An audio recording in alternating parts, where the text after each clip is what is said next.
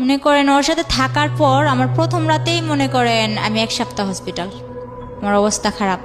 প্রথম যেদিন ওর সাথে এক ঘরে ছিলাম তখনই মনে করেন আমি 1 সপ্তাহ হসপিটাল। তখন ওর মা বাবা কি করলো, বললো যে আচ্ছা ওই বাসায় থাকা লাগবো না, তোরা তোর বোনের বাসায় ওরে নিয়ে চলে যা। আমার নাম মিম। মিম, বয়স কত মিম? এই 18 চলতেছে। এখন 18 চলছে। আপনি কি একটু শারীরিকভাবে অসুস্থ? জি। আপনার কথা শুনে মনে হচ্ছে, কারণ একটু দুর্বল লাগছে আপনাকে। জন্ম জেলা কোথায়? আমার জন্ম জেলা নারায়ণগঞ্জ। নারায়ণগঞ্জ থেকে আপনি আসছেন আজকের এই স্টোরিটা বলার জন্য? জি। ওকে, আর কিছু বলতে চাচ্ছিলেন? আর আমার বাবার বাড়ি কিন্তু মুন্সিগঞ্জ, কিন্তু আমি জন্ম নিয়েছি নারায়ণগঞ্জে, বড় হয়েছি নারায়ণগঞ্জে, ইভেন আমি এখন নারায়ণগঞ্জেই আছি। আচ্ছা, তো মিম শুরু করেন আপনি যেখান থেকে বলতে চান। খুব অল্প বয়সে যতটুকু শুনছি, এখনও আম্মুর কাছে শুনি যে আমার জন্মের পর থেকেই আমার বাবা তত একটা খুশি না, আমার নিয়ে অনেক ঝামেলা করতো। তো আমার মা কষ্ট সিদ্ধে আমার যখন 7 কি 8 বছর, এর মধ্যে আমার একটা ভাই হয়। তো এই ভাইটা আপনি হওয়ার প্রথম পর, সন্তান? হ্যাঁ, আচ্ছা। আমার আগেও আমার একটা ভাই হয়েছিল, কিন্তু ওটা হয়েছে মৃত। ও ওর আচ্ছা। কোনো, জি। কি করতো আপনার বাবা? আমার বাবা তখন আর কি আমার দাদার হোটেল ছিল, ওই হোটেলে থাকতো। আচ্ছা আর এভাবে উনি গাড়ি চালাইতো। আচ্ছা আচ্ছা, ওকে। তো আমার বাবা যখন মনে করেন আমার বয়স 7, আর আমার ভাইয়ের বয়স এই ধরেন 2 কি 2.5 এরকম হবে, তখন আমার বাবা আমাদের ফালা আর কি অন্য জায়গায় বিয়ে করে। আপনার বাবা? জি।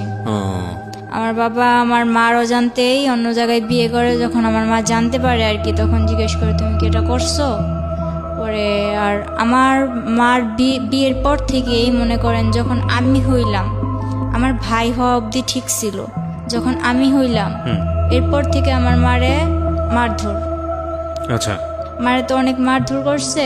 এরপর এরকম করে সংসার চলতেছে। আমার ভাইয়ের যখন 2 থেকে 2.5 বছর বয়স, আমার ধরেন 7 বছর বয়স, তখন আমার মার পারতেছিল না। এর মধ্যে আবার শুনছে যে বিয়ে করছে, তো আমার মা তো থাকার আর কোনো প্রশ্নই আসে না। আমার মা আমারে আর আমার ভাইয়ের নিয়ে কিচ্ছু না বলে নানু বাড়ি চলে আসে। এরপর আব্বু মনে করেন বিচার টিচার ডাকাইছে যে ও চলে যাবে কেন, ওরে বলো যে না যাইতে। তো আমার মা বললো তুমি এরকম করছো, তুমি বিয়ে করছো, শাদী করছো, আমার তো এখন আর কোনো দরকার নাই। তারপর যাই হোক, মা গেছিল, আমাদের নিয়ে গেছিল বাবার বাড়িতে। যাওয়ার পর মারে আবার অনেক মারধর করতো, আর মারধর করতো, যতবার মারধর করতো আমার ভাইটার অনেক আদর করতো, কিন্তু আমার সামনে রেখে মারধর করতো। তো আমার ভাই যখন মনে করেন অনেক ছোট ছিল, তো আমার ভাইও তেমন একটা খানা দানা ঠিক মতো পাইতো না, আর আমার তো দেখতেই পারতো না আমার বাবা। তো আমার মা এসব সহ্য করতে না পারে আমার নানু বাসায় চলে আসে। নানু বাসায় চলে আসার পর ওই সময় আমার নানু অনেক গরিব ছিল, ওই ধানের মিলে কাজ করতো। আমার 2টা মামা আছে আর 3টা খালামুনি। তো আমার বড় খালামুনি অনেক আর কি জুয়া খেলে, এরকম হাজব্যান্ডের কাছে ওনার বিয়ে হয়েছিল। তো ওই খালু জুয়া খেলতো, প্রায় সময় আমার খালা এই বাসায় থাকতো, বেশিরভাগ নানু বাসায় থাকতো। আবার আমার মার কপালে এরকম হইলো। আর মেজু খালায়ও যদিও একটু আল্লাহ দিলে ভালো নামাজি কালামির ব্যক্তির কাছে বিয়ে হয়েছে, কিন্তু উনি বাবার বাড়ির কথা শুনতে পারতো না। তো উনি মোটামুটি শান্তিতে ছিল। তো আমার মা ভাবতো যে আমার বড় বোনটা এভাবে কয়েকদিন পর পর বাবার বাসায় এসব থাকে। আমার ভাই 2টা, একটা মই চাষ গেছে। আচ্ছা। আর মই চাষ গেছে আমার মার আমার মা যেমন কিছু আমার বাবার সংসারে থাকতে টুকিটাকি যেগুলা রাখতো ওগুলা জমাইতো বাবারে না জানায়া। তো ওইভাবে জমাইতে যেমন অনেকগুলা টাকা করে মামার দিছে। তো মামা ওদিক থেকেও গেছে, মামা নিজেও কিছু জোগাড় করে গেছে। তারপর মনে করেন মামা মই চাষ, ছোট একটা খালা আছে, ছোট একটা মামা আছে, আর আমরা 2 ভাই বোন। এর মধ্যে বড় খালাও মনে করেন এই বাসায় থাকে, আমার মা ওই বাসায় থাকে। তারপর বড় খালার ঝামেলা শেষ করে বড় খালার বাসায় পাঠাই দিছে। আর আমার আম্মু বলতেছে, আমার আম্মু তখন কাঁথা সেলাইতো। আচ্ছা। কাঁথা সেলাই করে সংসার করতো, দর্জি কাজও জানতো, টুকটাক করতো। পাশের বাড়ি একজন বুদ্ধি দিল যে তুই বাইরে চলে যা। আপনার মাকে বুদ্ধি দিল? জি। তখন কি বাবার সঙ্গে থাকতো না আলাদা হয়ে গেছে? না, তখন তো আমার মা আলাদাভাবে আইসা পড়ছে। আচ্ছা আচ্ছা, মানে আপনারা কি মার সঙ্গে থাকতেন না বাবার সঙ্গে? মার সঙ্গে থাকতেন, দুই ভাই বোন। এর মধ্যে আবার অনেক কিছু হয়েছে কি, যখন আমার মা আইসা পড়ে তখন 3 মাস পর আমারে আবার নিয়ে যাওয়া হয় আমার বাবার বাসায়। হ্যাঁ, আমার ভাইটা দুধের বাচ্চা, আমার ভাইটারে নিতে পারে না। আচ্ছা, তো আমার নিয়ে যায়, নিয়া বলতেছে যে তুই বাবার সাথে থাকবি না তুই মার সাথে থাকবি। আপনাকে জিজ্ঞেস করেছে? হ্যাঁ, কিন্তু কোনো দিন এতটা আদর করে নাই। আমার দাদু বাড়ির সবাই আমারে যতটা আদর তখন আমারে করছে যে তুই আমাদের সাথে থাকবি, মানে আপনাকে রাখার জন্য মূলত। কিন্তু আমার রাখতে পারে নাই। মানে আপনি ডিসিশন দিয়েছেন না আমি মার সঙ্গে থাকবো? আমি ওদের কাছে বলছি হ্যাঁ থাকবো, যখন বলতাম যে না থাকবো না তখন রাইগা যাইতো আর কি, একরকম করতো আমার সাথে। পরে যখন বিচার বসলো তখন আমি বললাম আমি মার সাথে থাকবো। আপনি নিজে থেকেই বলেছেন? তখন কি স্কুলে যাইতেন, মানে ওই বয়স ছিল না? কয় বছর বয়স তখন? আমার বয়স 7 বছর। ও আচ্ছা, ক্লাস 1-2 তে পড়ার বয়স। হ্যাঁ। পড়াশোনা করতেন? হ্যাঁ, তখন আমি 3-তে পড়তাম। ক্লাস 3-তে পড়তেন। তো আপনি যেটা বলছিলেন যে আপনার মাকে বুদ্ধি দিল যে বিদেশ চলে যাওয়ার জন্য, হ্যাঁ, তারপর ওই আমার মা কি করলো, আমার মা মামারে জানাইলো যে আমি তো বাইরে যাবো, কিছু করতে পারবি কিনা। মামা ডাইরেক্ট বললো না। মা বললো আমার কিছু টাকা পয়সা লাগতো, এখন যদি তোরা না করে দেস তাহলে আমি কার কাছে যাবো, তোকে যে সময় প্রয়োজন ছিল আমি কি তোকে হেল্প করছি না আমার সংসারে থাইকা, এখন তোরা কিছু কর। তো আমার মামা ডাইরেক্ট না করে দিল। পরে আমার নানু বুঝাইলো যে দেখ তো মেয়েটা কই যাইব। এটা বুঝানোর পর মামাও কিছু দিল। তারপর হইলো যে মা এই কাঁথা সেলাই করা, দর্জি কাজ করা, মনে করেন 7-8 মাসে কিছু জোগাড় করলো। জোগাড় করার পরে মা এসব দিয়া ওই সেন্টার টেন্টারে এদিক সেদিক যাইয়া মনে করেন কিছুদিন পর মা বিদেশ চলে যায়। তখন আমি 8-এ পড়ি। আচ্ছা, ঠিক আছে। তো আপনাকে রেখে যায় কোথায়? আমার নানির কাছে রেখে যায়। নানির কাছে রেখে যায়, ঠিক আছে। নানুর কাছে, নানির কাছে ছোট মামা ছিল বাসায় আর ছোট খালা ছিল। তো আর আমার ভাইটারে আর আমার নানির কাছে রেখে যায়। আমার মা যাওয়ার 3 মাস পর আমার নানি মারা যায়। ওহো।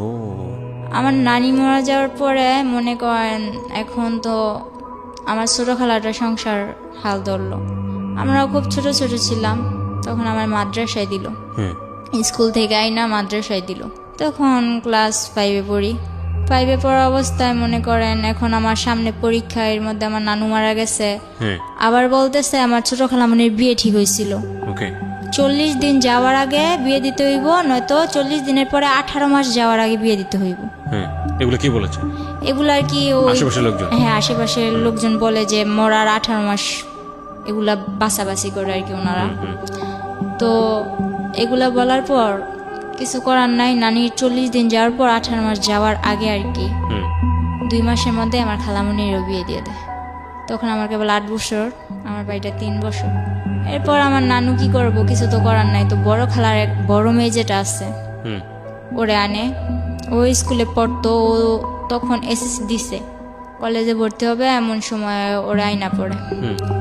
তো সংসারের হালটা ধরার পর মনে করেন কোনো মতে সংসারটা চলতেছে। তো হঠাৎ করে আমার ওই বোন মনে করেন কিছুর থেকে কিছু হইলে আমাদের দুনো ভাই বোন, আমার ভাইটা যে বাচ্চা, আমার ভাইটা কিন্তু এখন শুকায় গেছে, কিন্তু ছোটবেলা এত কিউট ছিল। আমার ভাইটার দেখলে সবাই যে না দেখবো ও আদর করতে চাইবো, এরকম মোটা টোটা ছিল। আমার ওই ভাইটার দিকে তাকায় ওর একবার মায়া হয়নি। ও শুধু শুধু মারতো, কথা থেকে কথা হইলেই মারতো।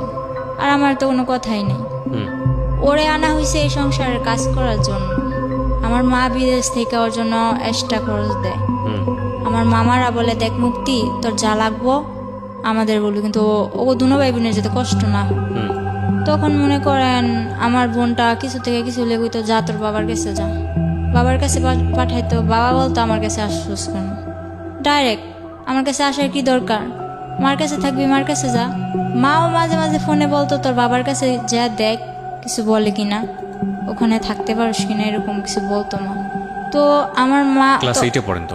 না, তখন 5-এ পড়ি, পরীক্ষার সামনে। আচ্ছা। তো এরকম করতে করতে আর কি সারাদিন কাজ করতাম, শুধু আমি ক্লাসটা করার টাইম দিত আমার। আর বাকি সময় শুধু ঘরের কাজ করতাম? বাকি সময় ঘরের কাজ করতাম। এমনকি আমার নানা এমন একটা সময় গেছে, আমি বাচ্চা মানুষ, যদি আমি আমার নানার কাপড় কাচা না দিতাম, আমার নানা পরিষ্কার জামা পরতে পারতো না। তখন আমি 5-এ পরীক্ষা দিব, 8-9 বছরে পড়ছি। এরপর মনে করেন আমি কোনো প্রাইভেট কোচিং টোচিং কিচ্ছু করতাম না। পরে পরীক্ষাটা দিলাম, এরকম করে পরীক্ষাটা দিলাম। এই সকালে উঠা কি আমি এত তাড়াতাড়ি কি থাল বাসনগুলো ধুইতে পারবো? ও রাত্রে 11টা বাজলো, আমি ঘরের মধ্যে পানি আইনা কলসের মধ্যে কইরা ঘরে পানি আইনা বলের মধ্যে নিয়ে ওই থাল বাসনগুলো ধুয়ে রেখে যেতাম। এরকম একটা অবস্থা ছিল। আশেপাশের নানুরা কি করতো, আমার কাছে আমার কথা বলতো, আর ওই আমার খালাতো বোনের কাছে আমার খালাতো বোনের কথা বলতো। আমারে বুঝাইতো, দেখ মুক্তি তোদের সাথে এরকম করে, মুক্তি ভালো না, এটা ওইটা, এরকম ভাবে চলবি, ওইরকম ভাবে চলবি। আর মুক্তি আবার বুঝাইতো যে এই দুটার বাপের বাড়ির কাছে, বাপের কাছে পাঠাস না কেন, রাখছস কেন তোদের কাছে, এরকম করে কি হালডি মারতো। তো বাসার মধ্যে আমার প্রায় 14টা, আজ তো মিল্লা 14টা নানি, একজনে এক কথা বলতো। তো ওই সময় বাচ্চা মানুষ ছিলাম, তো মনটাও প্রায় নষ্ট হয়ে গেছিল। পরীক্ষাটা দিলাম, ইনশাল্লাহ ওর বোন একটা, আমার খালাতো বোন আরেকটা, মুক্তির ছোটটা আমার সাথে পরীক্ষা দিছে, ওর থেকে ভালো ভালো নম্বর পাইছি। কিন্তু দুর্ভাগ্যবশত আমার শেষ পরীক্ষা যেদিন, ইসলাম ধর্ম পরীক্ষার দিন, আমার অ্যাক্সিডেন্ট হয়। ওকে। যে অটো দিয়ে গেছি ওই পুরো অটোটা অ্যাক্সিডেন্ট হয়, কিন্তু আমার বেশি হয়। আমার ডান হাতের এই আঙুলটা ভাঙা যায়। ভাঙা যাওয়ার কারণে আমি সবটাতে ভালো পাইলেও ওই পরীক্ষাতে আমি কিছুই পাই নাই। তো বাসায় এগুলো নিয়ে অনেক কিছু হয়েছে, যে পরীক্ষায় ফেল গেছে, এটা গেছে, ওইটা গেছে। তো আমার মারে বলতো কি যে আমি আমার মার সাথে কথা বলতে চাই না। কিন্তু আমার মা যখন জিজ্ঞেস করতো যে আমার মেয়ের কাছে দে, ছেলের সাথে তো কথা বলেই, ও তো বাচ্চা মানুষ, ও কি বলবো। তো আমি তো বুঝি, এজন্য আমার সাথে কথা বলতে দেয় না। এরকম করে অনেকদিন গেল, যাওয়ার পর আমার আলিটেক মাদ্রাসায় দেওয়া হইলো। মাদ্রাসায় থাইকা পড়মু, তো ওখানে থাইকা পড়তাম, কিছুদিন পড়ালেখা করলাম ওখানে থাইকা। তো ওখানে একটা ছেলে দেখতাম কি মাদ্রাসার বিল্ডিং এর কাজ করতো। তো আমার ব্যাপারটা উনি কিছু কিছু হয়তো কারো কাছ থেকে জানছে, যে আমার মা বিদেশে এরকম ওইরকম। আগে আমার অনেক জিজ্ঞেস করতো, আর এখন আমি এরকম দেখতেছেন, তখন কিন্তু আমার 12 বছর বয়স যখন, তখন আমি পুরো একটা, ধরতে গেলে আমার ভুটকি ছাড়া কেউ কথা বলতো না, এরকম আমি একটা মেয়ে ছিলাম, একটা হাতির মতো ছিলাম।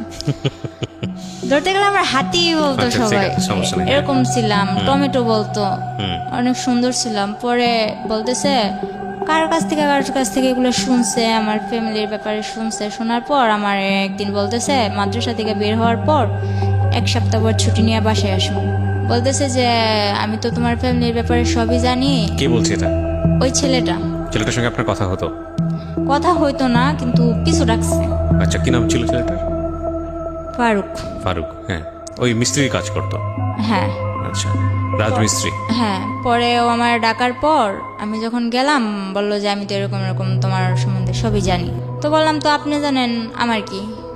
আর আমার একটা স্বভাব ছিল কি, ছোটবেলা যতই আমার মারধর করুক আর যতই যাই করুক, একটা অনেক গুরুত্বপূর্ণ আমার কথা বলতেছে, কিন্তু আমি ঘোড়ার মতো ফালাইতেছি, মানে আমার কোনো কেয়ার নাই না। তো উনি ওনার মতো বইলা গেছে, আমিও আইসা পড়ছি। এরপর আমার মা বিদেশ থেকে ছুটিতে আসার ঠিক একদিন আগে আমার মামা 50,000 টাকা পাঠাইছিল। তো আমার নানা আবার কি করছে, ওগুলা ঘরে না রাইখা ওগুলো আমার খালামণি গো বাসায় রাখছে। আচ্ছা। আর আমার খালাতো বোন যেটা আছে, ওটা বড় খালাদের ঘর তুলবো, এজন্য ওগো বাসায় গেছে। তো আমি যেমন পারছি তেমন মনে করেন লবণ টবণ বেশি দিয়া শাক রান্না করছি। তো আমার নানা কান্না করে আর বলে যে মুক্তিরে তো আমি আনলাম, কিন্তু কোনো সায় পাইলাম না। তুই ছোট হইলো, তুই আমার যে লবণ বেশি দিয়ে হইলো ভাত মুখে তুলে দিতেছস, এটাই আমার কাছে অনেক। এগুলা বইলা নানা কান্না টান্না কইরা ওই লবণওয়ালা শাক দিয়ে এই ভাত খেয়ে উঠে গেছে। তো নানাও বাজারে গেছে, বোনও ওনার বাসায় গেছে, বাড়িতে আমি একা। তো একটা ব্লেন্ডার দিয়ে আমি আমার মেজু খালাগো বাসায়, যেটা বর্তমানে সুখে আছে আমার মা খালাদের সবার কাছ থেকে বেশি, আমার ভাইটারে বলি যে এটা নিয়ে খালামণিদের বাসায় দিয়ে। তো আমার ভাইটা ওখানে গেছে, ভাইটা যাওয়ার পর আমার সাথে এরকম একটা বিশ্রী ঘটনা ঘটে আমি ভাবতে পারি নাই। হালকা শীত হালকা গরম, তো আমি লেপ নিয়ে শুয়ে আছি। এর মধ্যে দুইটা লোক বোরকা পরা, মনে করেন বোট জুতা পরা, চশমা পরা, আর কি চেনার কোনো ক্ষমতা নাই, বলতেছে যে আইসেই চুলে ধরছে। চুলে ধরার মাত্র যখন আমি চিৎকার দিমু তখন মনে করেন টিভির সাউন্ড পুরো 100। আর আমার এক নানা, পাশের ঘরের নানা, উনি ফুল সাউন্ড দিয়া বক্স বাজাইতেছে। আর আমাদের বাড়ির সবাই মনে করেন দাওয়াত খাইতে গেছে। তো এমন সময় আসছে ওই 50,000 টাকা করার জন্য। এখন আমার জিজ্ঞেস করতেছে চাবি কই। তো আমি বাচ্চা মানুষ, আমি কি করবো, আমার শুধু এতটুকুই কথা যে আপনারা কি মুখ দেখান, আপনারা কি। তখন আমি হাত দিয়ে অনেক কালাবালি করলাম যে আমি মুখটা দেখব, কিন্তু ওনারা কি করলো, বললো যে হাতটা বেশি নাচে, তুই তো এমনি নাচুনি। পাশের একজন বলতেছে গলা ডাবায়া কথা গো, বুঝে নিব তো। এরকম বলার পরে আমি বলতেছি তোমরা কে, নিশ্চয়ই আমার চেনা কেউ, তোমার মুখ আমি দেখবো। বললো তোর হাত দুইটা বেশি নাচতেছে, হাত দুইটা বাইদা নিল। পরে পা দিয়া যখন আমি লাথি মারলাম, আমার মনে করেন থাপড়াইতে পুরো লাল বানাই লাইছে। পরে আমার টাইনা নিচে নামায়া পিছন দিকে এভাবে হাত দিয়া খাটের পায়ের সাথে আমার বাঁধছে। এখন পা দিয়া লাইতেছে দেখা বলে যে পাটা বেশি নড়ে, পাটাও বাজছে। শেষে বেশি রকম চিল্লাইতেছে দেখা বাড়িতে তো কেউ নাই, সুযোগ আরো ভালো পাইছে, আমার মুখটাও বাজছে। বাঁধার পর মনে করেন কিছুদিন আগে নানা নতুন ফ্রিজ কিনছে, ফ্রিজটার মধ্যে একটা দাম করে লাথি মেরে বলল কি যে সুখ বেশি হয়ে গেছে, ফ্রিজও আনছে ঘরে। এটা বইলা ড্রয়ারটা ভাঙছে, কিছু পায় নাই। না পাওয়ার ফলে আমার 2-3টা লাথি মাইরা আমার পায়ে নুপুর ছিল, ওই নুপুরগুলা নেয় নাই, কিন্তু কানে যে দুলগুলা ছিল ওগুলা নিয়ে গেছে। কিছুদিন আগে আমার মা পাঠাইছে। তো এরকম করে নিয়ে যাওয়ার পর আমার মা আসার একদিন আগের ঘটনা এটা। পরে মনে করেন ওনারা চলে যাওয়ার পর অনেক কান্দা, ওনারাও দরজা দিয়ে বের হয়েছে, পিছনের দরজা দিয়ে বের হয়েছে, সামনের দরজা দিয়ে আমার এক আত্মীয় আমার দেখা চিৎকার দিয়ে আমার খুলছে। তো পুরা গ্রাম একটা হস্তনস্ত বিষয় হয়ে গেছে। পরে আমার মা আসলো, মা আসার পর মা একদিন পর আসলো, আমি অসুস্থ, আমার মারতে মারতে প্রায় অসুস্থ বানাই ফেলছে একেবারে। মা আসার পর এখন প্রশ্ন দাঁড়াইছে একটা, আমার কানের দুলগুলা নিল কিন্তু নুপুরগুলা নিল না কেন? এটা সবই আমার একটা নাটক। আচ্ছা, মা বলতেছে আপনার এটা সম্পূর্ণ নাটক? না, মা না, তাহলে মার কাছে বাড়ির সবাই বলতেছে, ওই আমার খালাতো বোন বলতেছে যে ওর এটা সম্পূর্ণ নাটক, আমি আমার বাসায় গেছি এই কারণে ওই নাটকটা করছে। ওর বাসায় গেছে ওদের ঘর তুলবে এই জন্য, আমি কেন নাটক করতে যাব? এরপর মনে করতেছেন, তাহলে আমি বললাম যে আচ্ছা আমি যদি নাটকই করি, আমি আমার মুখ বাঁধতে পারবো, আমার পা বাঁধতে পারবো, কিন্তু আমার হাতটা বাঁধবো ওই গ্রামে।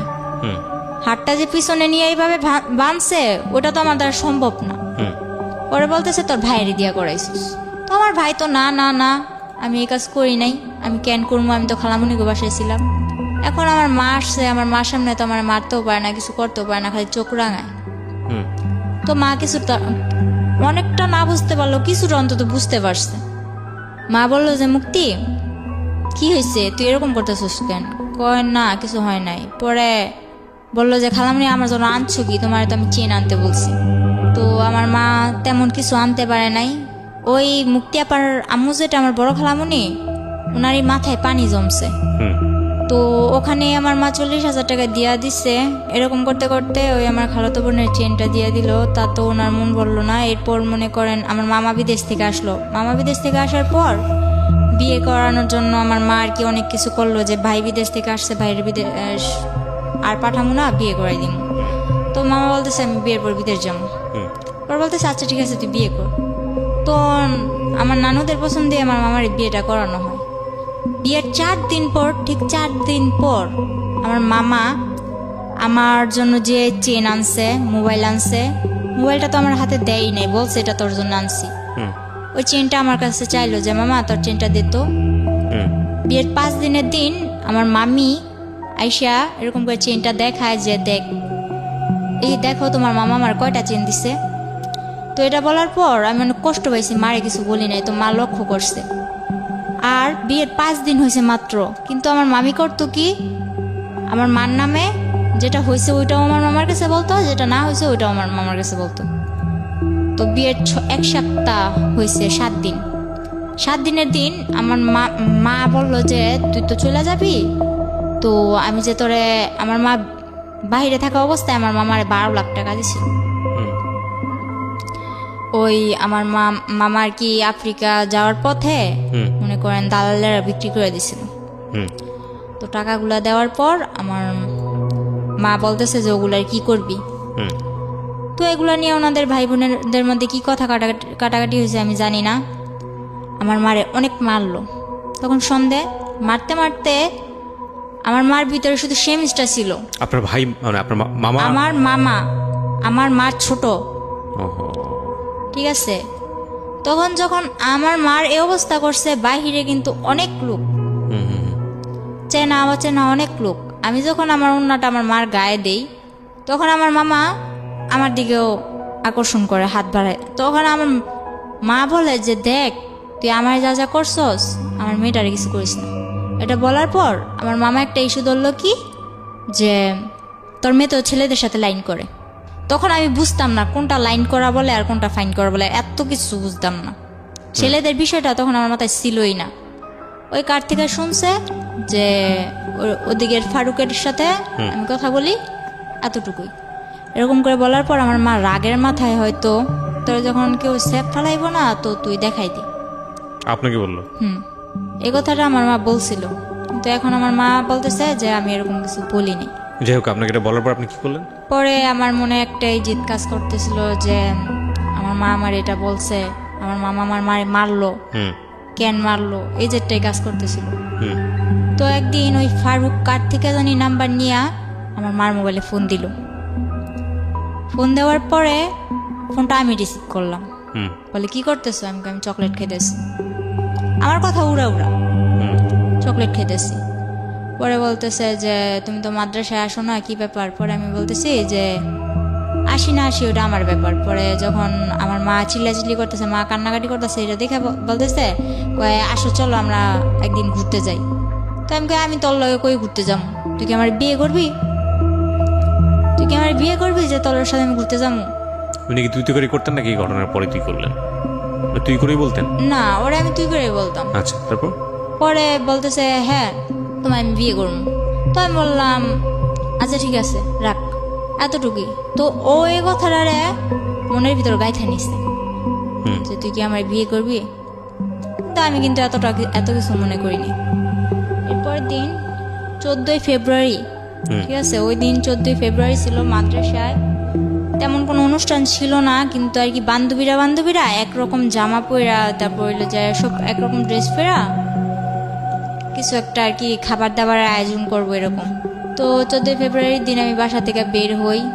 মনে করেন মোটামুটি আমার হাতে আংটি ছিল, ব্রেসলেট ছিল, পায়ের নুপুর, পায়ের আংটি, গলায় চেন, দুল এসব ছিল স্বর্ণের। তো এগুলা পয়রা টয়রা বের হয়েছি। তো আমার মার, আমি একটা মেয়ে, আমার মার তো অনেক আউস আছেই না। তো আমি অনুষ্ঠানে যাইতেছি, আমার মা নিজের হাতে আমার সাজাই দিছে।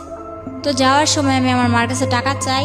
আমার মা বলে যে টাকা নাই। আমি আমার মার আবার মামা মারার পর দাঁত ব্যথা হয়ে গেছিল, বলতেছে 500 টাকা আছে, এই টাকাটা নিয়ে আমি যাবো, ডাক্তার কাছে যাবো। তো আমি বললাম আমি এটা নিয়ে যাবো। মা বললো না। তো আমি বলতেছি আমি এটা নিয়েই যাবো। মা বলতেছে না, এটা বললো মা মাঠে গেছে। তো মাঠে যাওয়ার পর আমি ওই টাকাটা নিয়ে মাদ্রাসায় যাই। মাদ্রাসায় যাওয়ার পর ওখানে তেমন কিছু হয় নাই। মাদ্রাসায় যাওয়ার পথে ওই ফারুক বলতেছে কি হলো তোমার গাল টাল এরকম লাল কেন? পরে বলতেছে গাল টাল লাল কেন? এর আগের দিন আবার মার সাথে ঝগড়া লেগে আমার খালামুনি আমার 2-3টা থাপ্পড় দিছিল। কোন ক্লাসে পড়তেন তখন আপনি যখন এই বলে? তখন আমি 6-এ। এত অল্প বয়সে? আচ্ছা, 6-এ। পরে মনে করেন 7-এ প্রায় উঠমু। তখন ও কি করলো, ফেব্রুয়ারি দিকে ও বললো যে চলো কই তোমার ডাক্তার কাছে নিয়ে যাবো। তো আমি বললাম ডাক্তার কাছে যাবো। তখন ওই সময় আবার আমার মা মনে করেন, তখন আমার মা দেশে ছিল কিন্তু বাইরে যাওয়ার উদ্দেশ্যে। তো আমার মা বলতেছে যে আমি তো চলে যাবো, তুই তাড়াতাড়ি চলে আসিস। তো বলতেছে যে চলো। তো আমি বললাম যে কই যাবো? কই ডাক্তার কাছে। তো আমার একটা অভ্যাস ছিল কি ছোট থেকে, আপনি আমি চিনি না জানি না, আপনি যদি বলেন যে আয় ঘুরতে যাবো, ঠিক আছে আমি ঘুরতে যাবো, আপনি যেই হন ঘুরতে তো নিয়ে যাবেন। পরে মনে করেন এরকম করতে করতে ও 2-3 বার বলার পর ওই 14ই ফেব্রুয়ারির দিনই হুম ও আমারে বলল যে তুমি আসো। হুম তো আসতে বলল, এরপর আমার কিচ্ছু মনে নাই। ও নাকি ও আমার নিয়ে যাওয়ার পর আর কি বলছে যে আমার ডাক্তারের কথা বলে ও নিছে, কিভাবে নিছে, কোত্থেকে নিছে এটাও আমার মনে নেই। হুম ও আমার নিছে যখন আমি গাড়িতে, তখন আমি ওরে বলতেছি যে কিরে তুই আমার কই আনছস, হুম। আমি এখানে কেন? তো গাড়ির মধ্যে আমি অনেক বড় একটা চিল্লাচিল্লি আর কি মানুষ জড়ো করে নিছি। হুম তখন আমি কক্সবাজারের ওদিকে আমার নিয়ে চলে গেছে, কক্সবাজার ওদিকে, কিন্তু আমার হুঁশ নেই। ডাক্তারের কথা বলে আপনাকে কক্সবাজারে নিয়ে যাচ্ছে। কিন্তু আমি যে গাড়িতে উঠছি এটাই তো আমার মনে নেই। কিছু একটা খাইয়েছে আপনাকে? কি করছে তাও আমি জানি না। আচ্ছা। পরে মনে করেন যখন আমার সজ্ঞান আসে যে আমি ওর সাথে এত দূর কেন বা রাত্র হয়ে যাইতেছে, আমার মা তো টেনশন করবো, তখন কিন্তু আমার হাতে একটা ফোন ছিল, কেউ জানতো না, আমার মাও জানতো না। তখন আমি FM শুনতাম, ওই ফোনটা কেউ জানতো না আমার কাছে যা আছে, এমনকি আমার মাও জানতো না। পরে ওই ফোনটা দিয়ে আমি গেমস খেলতাম, সিম টিম কিছু ছিল না। তো সিম টিম কিছু ছিল না, একটা মার সিম ছিল। মার সিম থাকাতে যে আমি মার থেকে নিছি যে মা এই সিমটা আমার দরকার, কারণ সিম ছাড়া আমি FM শুনতে পারতেছি না। তো ফোনের এত কিছু বুঝি না, ওই FMটাই শুনি আর করি, গেমস খেলি। এরপর ওই মোবাইলটা ছিল আমার সাথে, পরে বলতেছে তোমার সাথে মোবাইল আছে, মোবাইলটা দাও। মনে করেন জোরাজুরি করে এক পর্যায়ে আমার থেকে ওই মোবাইলটাও নিয়ে নেয়। পরে আমি যখন চিল্লাচিল্লি করে মানুষ জড়ো করি, তখন ওর বাসায় ফোন দিয়া কিভাবে কি ম্যানেজ করলো জানি না, ওর বাসার লোক বলল যে আমি ওর খালামণির মেয়ে, রাগ কইরা চলে আসছি ঢাকা, আমার নানু বাড়ি, রাগ কইরা চলে আসছি। এখন উনি আমার মা বলতেছে, ওর খালামণি বলতেছে যে ওর খালামণি আমার মা, ওর মা এখন বলতেছে যে আমার যাইতে দিতে। আমি একটু পাগলা টাইপের, আমার কিছু মনে থাকে না, তো আমার জিজ্ঞেস করতেছে তোমার বাড়ি কই। তখন আমি এটাও বলতে পারতেছি না যে আমার বাড়ি কই। মানে এটা কোথায় নিয়ে গেছে আপনাকে? এটা তখন কক্সবাজার। কক্সবাজার কার বাসায়? গাড়িতেই। গাড়ির মধ্যেই? হ্যাঁ, গাড়ির মধ্যে আমি চিল্লাচিল্লি শুরু করছি আমার কই নিয়ে আলি। আচ্ছা, ও গাড়ির লোকজনদেরকে বলতেছে? আচ্ছা। পরে এক পর্যায়ে ওর গাড়ির লোকগুলা ছেড়া দেয়। ছেড়া দেওয়ার পর চকরিয়া ওর খালাতো ভাই রুবেল ওর বাসায় নিয়ে, মনে করেন আমার 2 ঘন্টাও রাখতে পারে না, আমার পাগলামানি দেখে গিয়ে আমি বাসায় যাবো, আমি বাসায় ফোন করবো। তখন তো আপনি জানতেন না যে আপনি কই যাচ্ছেন, কোথায় যাচ্ছেন? হ্যাঁ, তখন ওটা কোন জায়গায় এটাও জানতাম না, কিন্তু ওরা কি বলতেছে আমি কিছু বুঝতেছি না। আমি খালি হা করে তাকায় থাকতাম। তো এক পর্যায়ে ওর মামাতো ভাই আর মামাতো ভাইয়ের বউ আমার বুঝাইলো, দেখো সামনে ওই পুলিশ ক্যাম্প দেখছো, যদি এখন তুমি এমন করো তাইলে মনে করো বলবে যে তুমি কোত্থেকে আইসো না আইসো, তোমার এদিক থেকে ধরে নিয়ে যাইয়া ওদিকে অনেক মারপিট করবো। ও আমার কি করলো, এইসব বুঝাই টুজা বললো যে চলো আমরা বিয়ে করবো। তো আমি বললাম বিয়ে করে কারে, আমি এসব বুঝি না, আমি বাসায় যাবো। আচ্ছা ঠিক আছে, তাহলে তুমি এক জায়গায় চলো, ওই জায়গা থেকে কাজ শেষ হইলে তুমি তোমার বাসায় যাইবা, আমি নিজে নিয়ে দিয়ে আসুন। তো এদিক দিয়ে আমার বাড়ির সবাই হয়রান, আমার মা ও বিদেশ টিদেশ যাওয়া বাদ, আমার মেয়ে কই। এদিক দিয়া মনে করেন আমার নানা ছোট ভাইয়ের ছেলে যারা আছে ওরা অনেক প্রভাবশালী, এলাকার মেম্বার চেয়ারম্যান, ওরাও মনে করেন কেস টেস কইরা মনে করেন একরকম অনেক কিছুই করছে আমার জন্য। পরে ওরে বলতেছে আমি বাসায় যাবো, এর মধ্যে আমার কিছুতেই বাসায় যেতে দিব না। পরে নিল কাজী অফিসে, তো আমি বুঝতে পারি নাই যে এটা কাজী অফিস। কয়েকটা লোক আসলো, ওর মা, ওর বাবা, ওর মামা, ওর আরো 2-1 জন আত্মীয়, ওখানে সবাই উপস্থিত ছিল। তো আমার যে সময় বিয়ে হয় তখন কিন্তু আমি হাফ প্যান্ট পরি, এরকম অবস্থা। তো বিয়ে করে আপনাকে, জোর করে আপনাকে বিয়ে করে? আমি ওর খালাতো বোনের সাথে খেলি, ওখান থেকে ডাক দিয়ে আমারে মনে করেন ও আমারে বিয়ে করে, কিন্তু আমি বুঝতে পারি না ওরা কি বলতেছে, এটা তো আমি বুঝি না। তো সবাই মিলাদ পড়তেছে, আমিও মনে করেন মোনাজাত ধরে মিলাদ পড়তেছি।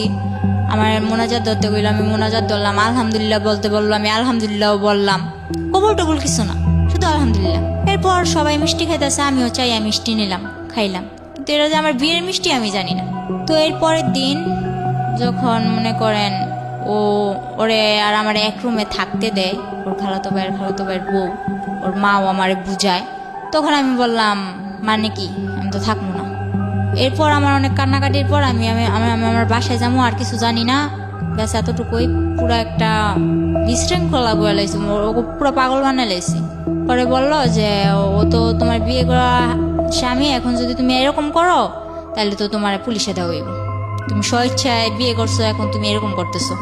তো আমি বললাম আচ্ছা, আমি যতটুকু জানি বিয়ে করতে আমার বাবার নাম লাগবো, মার নাম লাগবো, এগুলো কোথায় পাইলি? আমার তো বিয়ে করছোস, কিন্তু এগুলো কোথায় পাইলি? পরে দেখলাম কি একটা ভুয়া। তখন আমার বয়স কেবল 12, অথচ আমার বয়স দিছে 22-এর উপরে। একটা জন্ম নিবন্ধনের কার্ড বানাইছে, গ্রামের নাম যেমন আমার গ্রামের নাম কুলকেতচর, কিন্তু ওখানে কুলকেতচর, আলিটেক এরকম করে আর কি অনেক ভুল। একটা জন্ম নিবন্ধনের কাগজ বানায়া কাবিন কইরা 3 লাখ টাকা কাবিনে আমার বিয়ে করছে। 5 লাখ টাকা কাবিন, 3 লাখ টাকা উসুল, 2 লাখ টাকা বকে, এরকম ভাবে আমার বিয়ে করছে। বিয়ে করার পর আমি বললাম এসব তো আমি মানি না। পরে আমারে মনে করেন অনেক বুঝায় টুজায়া বললো যে কি করবা। তারপর বললো আচ্ছা তুমি ওর সাথে থাকো, থাকার পর কয়েকদিন পর তোমরা আবার তোমাকে বাসায় চলে যাবে। আচ্ছা ঠিক আছে, ওর সাথে থাকলাম। মনে করেন ওর সাথে থাকার পর আমার প্রথম রাতেই মনে করেন আমি 1 সপ্তাহ হসপিটাল, আমার অবস্থা খারাপ। প্রথম যেদিন ওর সাথে এক ঘরে ছিলাম তখনই মনে করেন আমি 1 সপ্তাহ হসপিটাল। তখন ওর মা বাবা কি করলো, বললো যে আচ্ছা ওই বাসায় থাকা লাগবো না, তোরা তোর বোনের বাসায় ওরে নিয়ে চলে যা। তো আমার ননাসের বাসাটা পাহাড় অঞ্চলে ছিল, ওখানে ছিলাম। থাকার পর ওখানেও কয়েকদিন থাকার পর আমার শ্বশুর বলল ঠিক আছে এবার আমি গ্রামের কিছু মানুষ জানাইয়া বউরে ঘরে তুলে নিয়ে আসি। তো এগুলো করার পর গ্রামের কেউ মানে না, যে ও না জানায় বিয়ে করছে, বউ ঘর তুলতে পারবো না, এটা ওইটা। তো আমার শ্বশুর কেউ না জানাই আমার ঘরে তোলে, কেউ জানে না। পরে এক পর্যায়ে যখন আমার ঘরে তোলার পরে আর এখন আমার শাশুড়িও মানতে পারে না, আমার ননদ যেটা, আমার 7টা ননাস, 5টা ননাস, 2টা ননদ, 1টা ভাসুর। তো এরপর মনে করেন ওরা আমার মানে না। যখন ওরা কেউ না মানে তখন আমার শ্বশুর আর ও আমার অনেক সাপোর্ট করে। তো আমার বিয়ের 19 দিনের দিন ও আমার ফোন করতে দিছে আমার বাসায়। যখন আমি ফোন করছি তখন তো আমি দুনিয়া পেয়ে লেছি, এই বুঝি আমার নিয়ে যাইবে। তো আমি ফোন করার পর যে ঠিকানা দেই, ওই ঠিকানা দেওয়ার পরে মনে করেন ওরা আমার ওই জায়গা থেকে আবার অন্য জায়গায় সরায় নেয়। ওরা অন্য জায়গায় ঠিকানা দিলে আবার ওই জায়গা থেকে আবার আরেক জায়গায় সরায় নেয়, এই অবস্থা। তো আমার বাড়ির লোক ওই চট্টগ্রাম পুরা ভাইজা খাইছে আমার জন্য, কিন্তু কিছু আমার খুঁজে পায় নাই। পরে এক পর্যায়ে আমার বাড়ির লোক বলতেছে তুই তো মিথ্যা কথা বলস, তুই তো মিথ্যা বলছস, তুই চট্টগ্রাম নাই, তুই অন্য জায়গায় আসছস।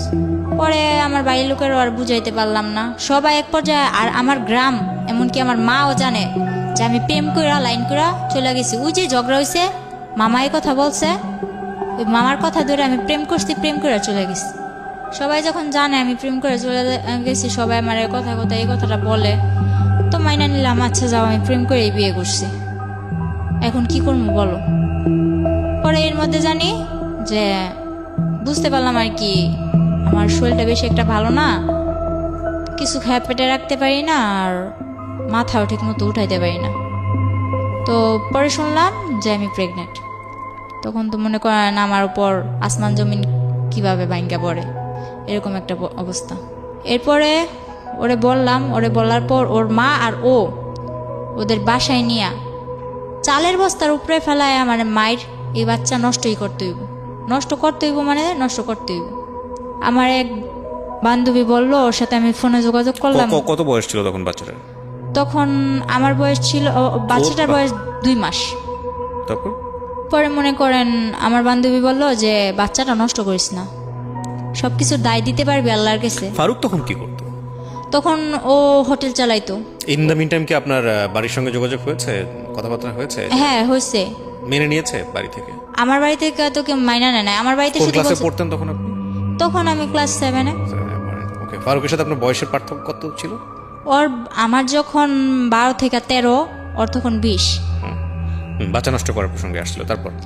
তারপর অনেক মারধর করলো। তখন আমার বান্ধবীর কথা শুনে আমি বাচ্চাটা নষ্ট করলাম না। তো বাচ্চাটা নষ্ট করলাম না ঠিকই, কিন্তু বাচ্চাটা নিলে যে আমার কি হইব ওইটা তো মাথায় আসে নাই। শুধু ওই যে বলছে যে এটা আল্লাহর কাছে দায় দিতে পারবি না, এটা বলার পর আমি নষ্ট করলাম না। আমার মারে ফোন দিয়ে বললাম, মা আমার এসে নিয়ে যাও। তখন যখন আমি বাচ্চা নষ্ট করতে না চাইলাম তখন বলতেছে ওরা, আচ্ছা ঠিক আছে আপনাদের মেয়ে আপনারা এসে নিয়ে যান। এটা বলার পর আমার মা আর আমার আপন মামা যারা, তারা এখন কি করছে, এই যে বললো যে আমি প্রেম করে ভাইগা এসে পড়ছি, এজন্য আমার মারে ঘর থেকে মাইরা তারাই দিছে, আবার মারছে। আমি চলে যাওয়ার পর আবার মারছে, মাইরা আমার মারে ঘর থেকে বের করে দিছে। তো বাড়ির পাশে আমার এক চাচাতো নানা ছিল, আমার নানার ফুফাতো ভাই আর কি। তো ওই নানা আমার মারে জায়গা দেয়, জায়গা দেওয়ার পর ওনাদের ঘরে আমার মা থাইকা, এর মধ্যে আমার মা কি করলো, 4 লাখ টাকা দিয়ে একটা জায়গা কিনলো। আচ্ছা আচ্ছা। তো জায়গাটা কিনছে ওই আমারই মামা লাগে মেম্বর, ওনার থেকেই জায়গাটা কিনছে। কেনার পর আমার মা ওদিকে ঘর দুয়ার তোলার ব্যবস্থা করতেছে। এর মধ্যে আমার আব্বু আবার আস্তে আস্তে আসার চেষ্টা করতেছে, আস্তে আস্তে আসার চেষ্টা করতেছে। পর মনে করেন আমার আব্বু প্রায় বলতেছে যে মেয়ে চলে গেছে আমি আসি, এটা ওইটা। তো আমার মা বলতেছে না লাগবে না। আর মা যখন এটা বললো তখন বললা আচ্ছা ঠিক আছে লাগবে না, তো আমার যাতে আর দরকার না পড়ে। তখন বললো আচ্ছা ঠিক আছে তোমার দরকার না পড়লে নাই, তুমি আইসো না। পরে আমার মামা মনে করেন মারে মারধর করে বাইরে করে দেওয়ার পরে মা ওই মামাদের ওই নানাদের বাসায় উঠা জায়গা কিনলো, ঘর দুয়ার তুলতেছে। ঘর যখন উঠাবে এখনো ঘরের কিছুই করে নাই, শুধু চালটা দিছে। ওই সময় আমি ফোন দিয়ে বলতেছি আমার এসে নিয়ে যাও। তখন আমার নিয়ে আসে, নিয়ে আসার পর বলতেছে যে ওখানে যাইয়া আমার শ্বশুর শাশুড়ি বললো যে আমার মেয়ের যে স্বর্ণ গয়নাগুলো পরানো ছিল ওগুলা কই। তখন ওগুলা তো সম্ভবত আমার শাশুড়ি নিচ্ছে। তো আমার শাশুড়ি নিচ্ছে, আমি বললাম যে আমার শাশুড়ির কাছে। তো আমার শাশুড়ি বললো কই, আমার কাছে এগুলো কিছুই দেয়নি। মা আমার নিয়ে এসে পরে, মা নিয়ে আসা ওই রাইতে আমার বলতেছে, যখন বুঝতে পারলো যে আমার কিছু একটা অন্যরকম, তখন বলল তুই বাচ্চাটা নষ্ট করে ফেল। বললাম যে আমার যে বাবু হইব তুমি জানলা কি করে? আমি বুঝতে পারি, আমি তোর মা, তোর থেকে আমি হই না, আমার থেকে তুই হইছস। পরে মাও বললো এই কথা। মা এই কথা বলার পর আমি ফারুকরে কল দিলাম। কল দিয়া এক রাইতে বললাম এখন এসে আমার নিয়ে যান, আমি ভাড়া বাসায় থাকবো, কিন্তু আমি বাচ্চাটা নষ্ট করব না। বিয়ে তো মানুষের বারবার হয় না। তো আমার বিয়ে যখন হয়েই গেছে আর সবাই জানে যে আমি প্রেম করে বিয়ে করছি, ভাইগা যায় বিয়ে করছি, তো সবাই যেটা জানে জানুক, কিন্তু আমি বাচ্চাটা নষ্ট করবো না। আপনি আমার বিয়ে করছেন, এটা আপনার বাচ্চা, আপনি এসে আমার নিয়ে যান। ডিটারমিন ছিলেন একদম। তো তখন আমার বয়স অল্প ছিল। আমার মা কি করলো, যেদিন ফারুক আসলো এর পরের দিনই কিন্তু ফারুক চট্টগ্রাম থেকে রওনা দিছে। আসার পর আমার নিতে আসছে ওর এক বন্ধুরে নিতে আসার পর মা কি করলো, কিছু আয়োজন করে ওরাও খাওয়াইলো, বললো যে তুমি চলে যাও, আমার মেয়ে তো দিব না। তখন আমি বললাম যে আমি চলে যাম। তখন মা কি করলো, বাচ্চাটা নষ্ট করার জন্য আমারে পিল খাওয়াইলো। আমার গরম পানি করে খাওয়াইতে চাইছে অনেক জোরাজুরি করে, তো আমি গরম পানি করে খাই নাই। তারপর যখন এক পর্যায়ে আমার সাথে ধস্তাধস্তি করতেছে, পরে বললাম আচ্ছা খাবো, কিন্তু আমার ঠান্ডা পানি দিয়ে খাও। কিন্তু তখন আমি জানতাম না গরম পানি দেখালে কি হয়, ঠান্ডা পানি দেখালে কি হয়। কিন্তু আমি গরম পানি খামো না, তো আমার ঠান্ডা পানি দিয়ে খাও। ঠান্ডা পানি দিয়ে খাওয়াইলো, কিছু হইলো না। তো ওই রাতটা থেকে এর পরের রাত্রে আমরা আবার বাসে উঠলাম, শ্বশুর বাড়িতে যাই হোক শ্বশুর বাড়িতেই থাক। তো গেলাম, যাওয়ার পর ওখানে মনে করেন 3-4 মাস ভালোই কাটলো। কিন্তু আমার শ্বশুর বাড়িতে আমি ছোট খেয়ে সংসারের হাল ধরেন সবটাই ধরছি। সারাক্ষণ গরুর গোয়ালে পড়ে আছি, 4-5টা গরু পালতেছি, মুরগি তো মনে করেন খোয়ার ভর্তি মুরগি, হাঁস, গরু, ছাগল সব কিছু করতেছি। তো এর মধ্যে করলো কি, আমি বললাম যে আমি পড়বো, আমি পড়ালেখা করতে চাই। এই কথাটা আজ পর্যন্ত কেউ জানে না, এই যে আজকে আমি বললাম। আমার মা হয়তো শুনতেছে, আমার মাও জানে না। ও আমার এই স্কুলেও ভর্তি করাইছে, ঠিক আছে, ওর বোনের সাথে আমার স্কুলেও ভর্তি করাইছে। তো স্কুলে ভর্তি করানোর পর ওখানে আমি ঠিকমতো ক্লাস করতে যাইতে পারতাম না, যেহেতু আমার বাড়িতে সংসারে কাজ করা লাগতো। আমি রান্না বান্না করতাম, রান্না বান্না করে গরুর কাজ করতাম, সংসারের যাবতীয় যা কাজ করে যদি সময় পাইতাম তাইলে আমি ক্লাস করতে যাইতে পারতাম। তো ওই সুখটা আমার কপালে বেশি দিন সয় নাই। মনে করেন কিছুদিন পর এই কাজ নিয়ে একটা ঝগড়া হইলো আমার ননদের মধ্যে। আর আমার ননদ অনেক ছেলেদের সাথে মনে করেন ফোনে কথা বলতো, আবার ফেসবুক এসব চালাইতো। তো ছেলেদের সাথে ওর অনেক ঘনিষ্ঠতা ছিল। পরে ও দোষ করতো, কিন্তু দোষগুলো আমার উপরে চাপাই দিত। আমার হাতে মোবাইল দিছিল তখন, ফারুক আমার হাতে একটা মোবাইল দিছে, ও বাইরে থাকলে আমার ফোন টোন দিত। তো কিন্তু আমি মোবাইলের কিছু বুঝতাম না। তো আমি বললাম কি যে তুমি যে আমার দোষটা পাও, তুমি পাইছো কি? যখন আমি একটু কড়াভাবে আমার ননদের আমি ধরলাম, তখন আমার ননদ আমার মারলো। ননদ আর শাশুড়ি মিলে দুইজনই মারলো। এদিক দিয়ে আমি কিছু খাইতে লইতে পারি না, শুকায় কাট হয়ে যাইতেছি। আমার তখন 5-6 মাস হয়ে গেছে, বাবু হবে কাছে আইছে ডেট। এর মধ্যে ওরা আমার মারধর করে আর কি সহ্য করতে পারছিলাম না। পরে এর মধ্যে আমার ফুফাতো বোন যেটা আছে, এটা আমার জামাইয়ের সাথে মনে করেন যোগাযোগ করা শুরু করলো। আমার ফুফাতো বোন, আমার বাবার সাথে আমাদের কোনো পরিচয় নাই, কিন্তু আমার ফুফাতো বোন যোগাযোগ করে। পরে কি করলাম, মারে বললাম মা আমি বাসায় চলে যাব। পরে ফারুক আইসা আমার যে সময় আমার 4 মাস শেষ 5 মাসে পড়বো, এমন সময় ফারুকে আবার আমার বাসায় দিয়া যায়। এই দিয়া যাওয়াই যাওয়া, আর কোনো খবর পাত্তা কিচ্ছু নাই। আমার বাবু হওয়া অবধি, আমি আমার বাবু হওয়ার 3 মাস পর শ্বশুর বাড়ি গেছি, এ অবধি না 2 টাকা খরচ, না আমার কেউ দেখতে আসা, না কোনো কিছু। মা তো মনে করেন এই দিকটা আমারে একটার পর একটা খুঁটা দিয়েই যাইতেছে। সবাই দেয় প্রেম করে বিয়ে করছো, এখন কি লেগে এরকম হেলা করবো? তো প্রেম করে বিয়ে করছি না কি করে বিয়ে করছি, ওটা তো তোমরা কইলেও বিশ্বাস করতেছো না।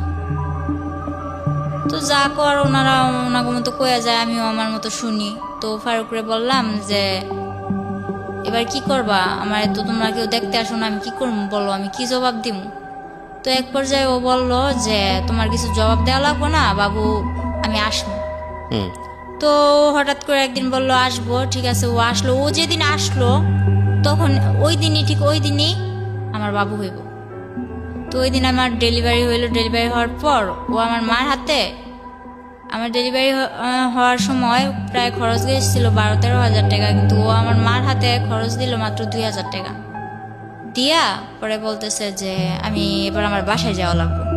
শুধু মেয়েটার মুখ একবার দেখা, বাসায় আনার পর ও মেয়েটার মুখ দেখা ও বলে এবার আমার বাসায় যাওয়া লাগবে।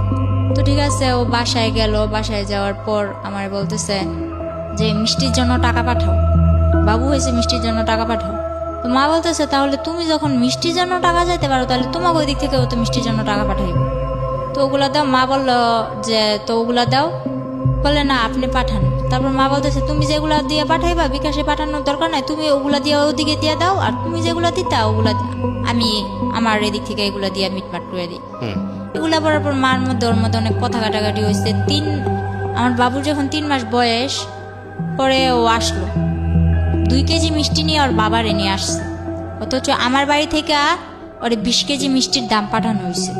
পরে ওর বাবারে নিয়ে 2 কেজি মিষ্টি নিয়ে আসছে। আর ভালো কথা, আমার মা যা আপ্যায়ন করা লাগে করছে। করার পর আমারে আর আমার বাবুরে ওদের কাছে দিয়ে দিছে যা লাগে, মনে করেন দোলনা থেকে শুরু করে আমার বাবুর যা লাগে, আমার যা লাগে আপনার সামনে দিয়েছে। হ্যাঁ হ্যাঁ। কেমন লাগছিল ওই মুহূর্তে? তো আমি আর কি, আমার যে বাবু হয়েছে, আমার বাবু কিন্তু আপনার বয়স কত ছিল তখন? আমার বয়স 14। বুঝতেন মা তো সার্বজনীন, মার আবেদন তো সার্বজনীন, সেটা যে বয়সই হোক না কেন। এতটা বুঝতাম না, কারণ আমি জানতাম এটা একটা বাবু, কিন্তু এটা যে আমার মেয়ে, আমার বাবু, এটা যে আমার একটা অংশ, ওগুলো এত কিছু না। তবে বাবুটা হাত পা নাড়ায় আমার সাথে খেলে, বাস এতটুকুই, আর কিচ্ছু না। আর এর মধ্যে আমার সমস্যার কারণে আমি আমার মেয়ের বুকে দুধটুকুও খাওয়াতে পারিনি। তো আমিও হাসতে খেলতে খেলতে, যে 3 মাস ছিলাম তখন তো আমার মেয়ে কিনা জন্মের পর থেকে ওরে যে হসপিটাল থেকে বাসায় নিয়ে আসছে, বাসায় নিয়ে আসার পর থেকে তো ওরও কোনো খোঁজ নাই, আমারও কোনো খোঁজ নাই। ও ঘুমাইতেছে আমার মার কাছে, আমি কাত ফিরে অন্য দিকে ঘুমাইতেছি। এটা যে আমার মেয়ে কোনো দেখশন নাই, বুঝতামই না। তো 3 মাস তো এইভাবে হেসে গেলা কাটাই দিলাম। ওখানে যে আমার জন্য কি অপেক্ষা করতেছে ওটা তো আমার এত কিছু মাথায় ছিল না। বললাম হ্যাঁ শ্বশুর বাড়ি যাবো, মেয়ে হয়েছে শ্বশুর বাড়ি যাবো। তো গেলাম, আমার মা একেবারে সুচটা অবধি আমার দিয়ে দিল যা লাগবো আমার জন্য। ট্যাং, আমার মেয়ের জন্য ওই সেরোলাক্স 7 মাস অবধি যা খাবার লাগবো আমার মেয়ের, সব খাবার আমার মা, দুধের ডিবি যা লাগে সব কিনা দিছে।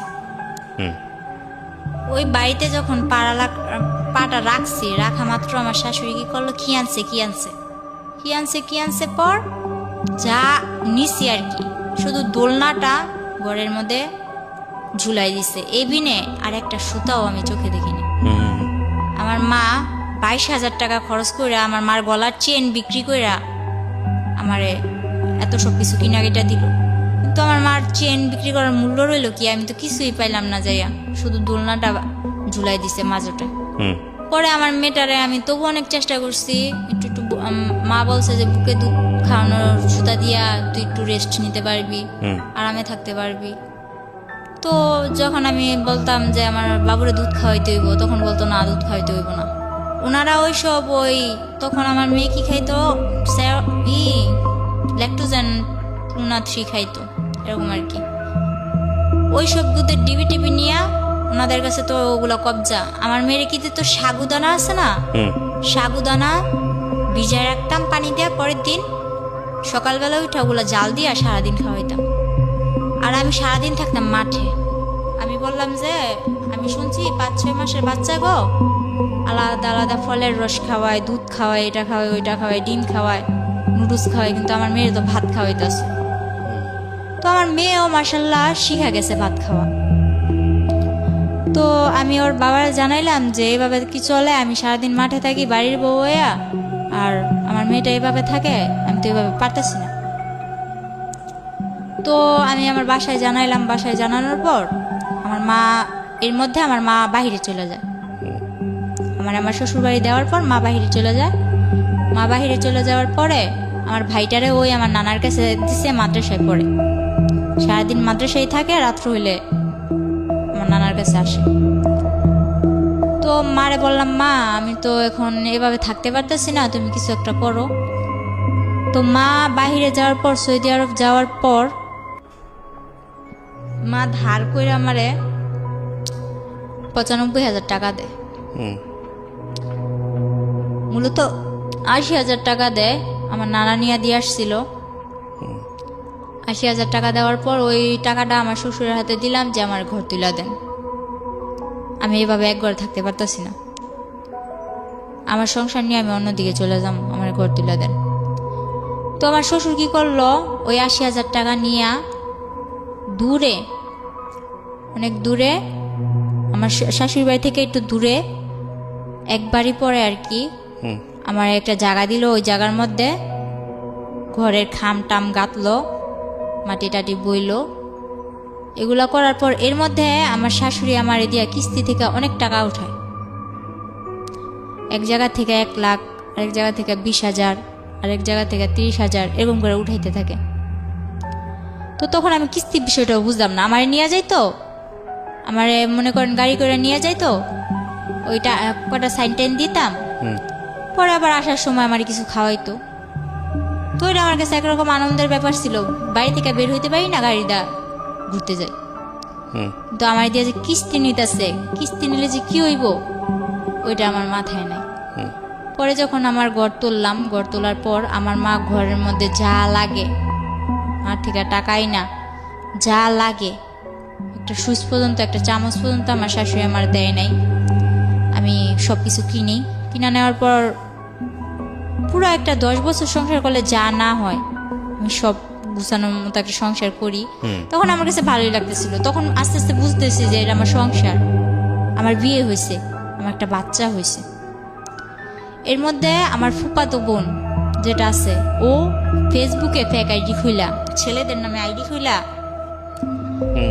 আমার হাজব্যান্ডের জানাইলো কি যে আমি তো মিমরে ভালোবাসি, ওর সাথে আমার রিলেশন ছিল, এখন তো আমরা পালায় যাব। তো ফারুক তো আমি বলতে পাগল ছিল। এটা যখন বললো আমার ফুফাতো বোন, তখন তো পুরা রাগ আমার উপর, কিন্তু আমারে বলে না। এরপরে কি করলো, আমি যখন জিজ্ঞেস করলাম, এরপর বলে যে দেখ কি বলে এগুলো। তো তখন আমি আর কি টুকটাক ওই বাংলায় যে ইংলিশগুলো লেখে না, আমি ফটর বইলা দিতাম।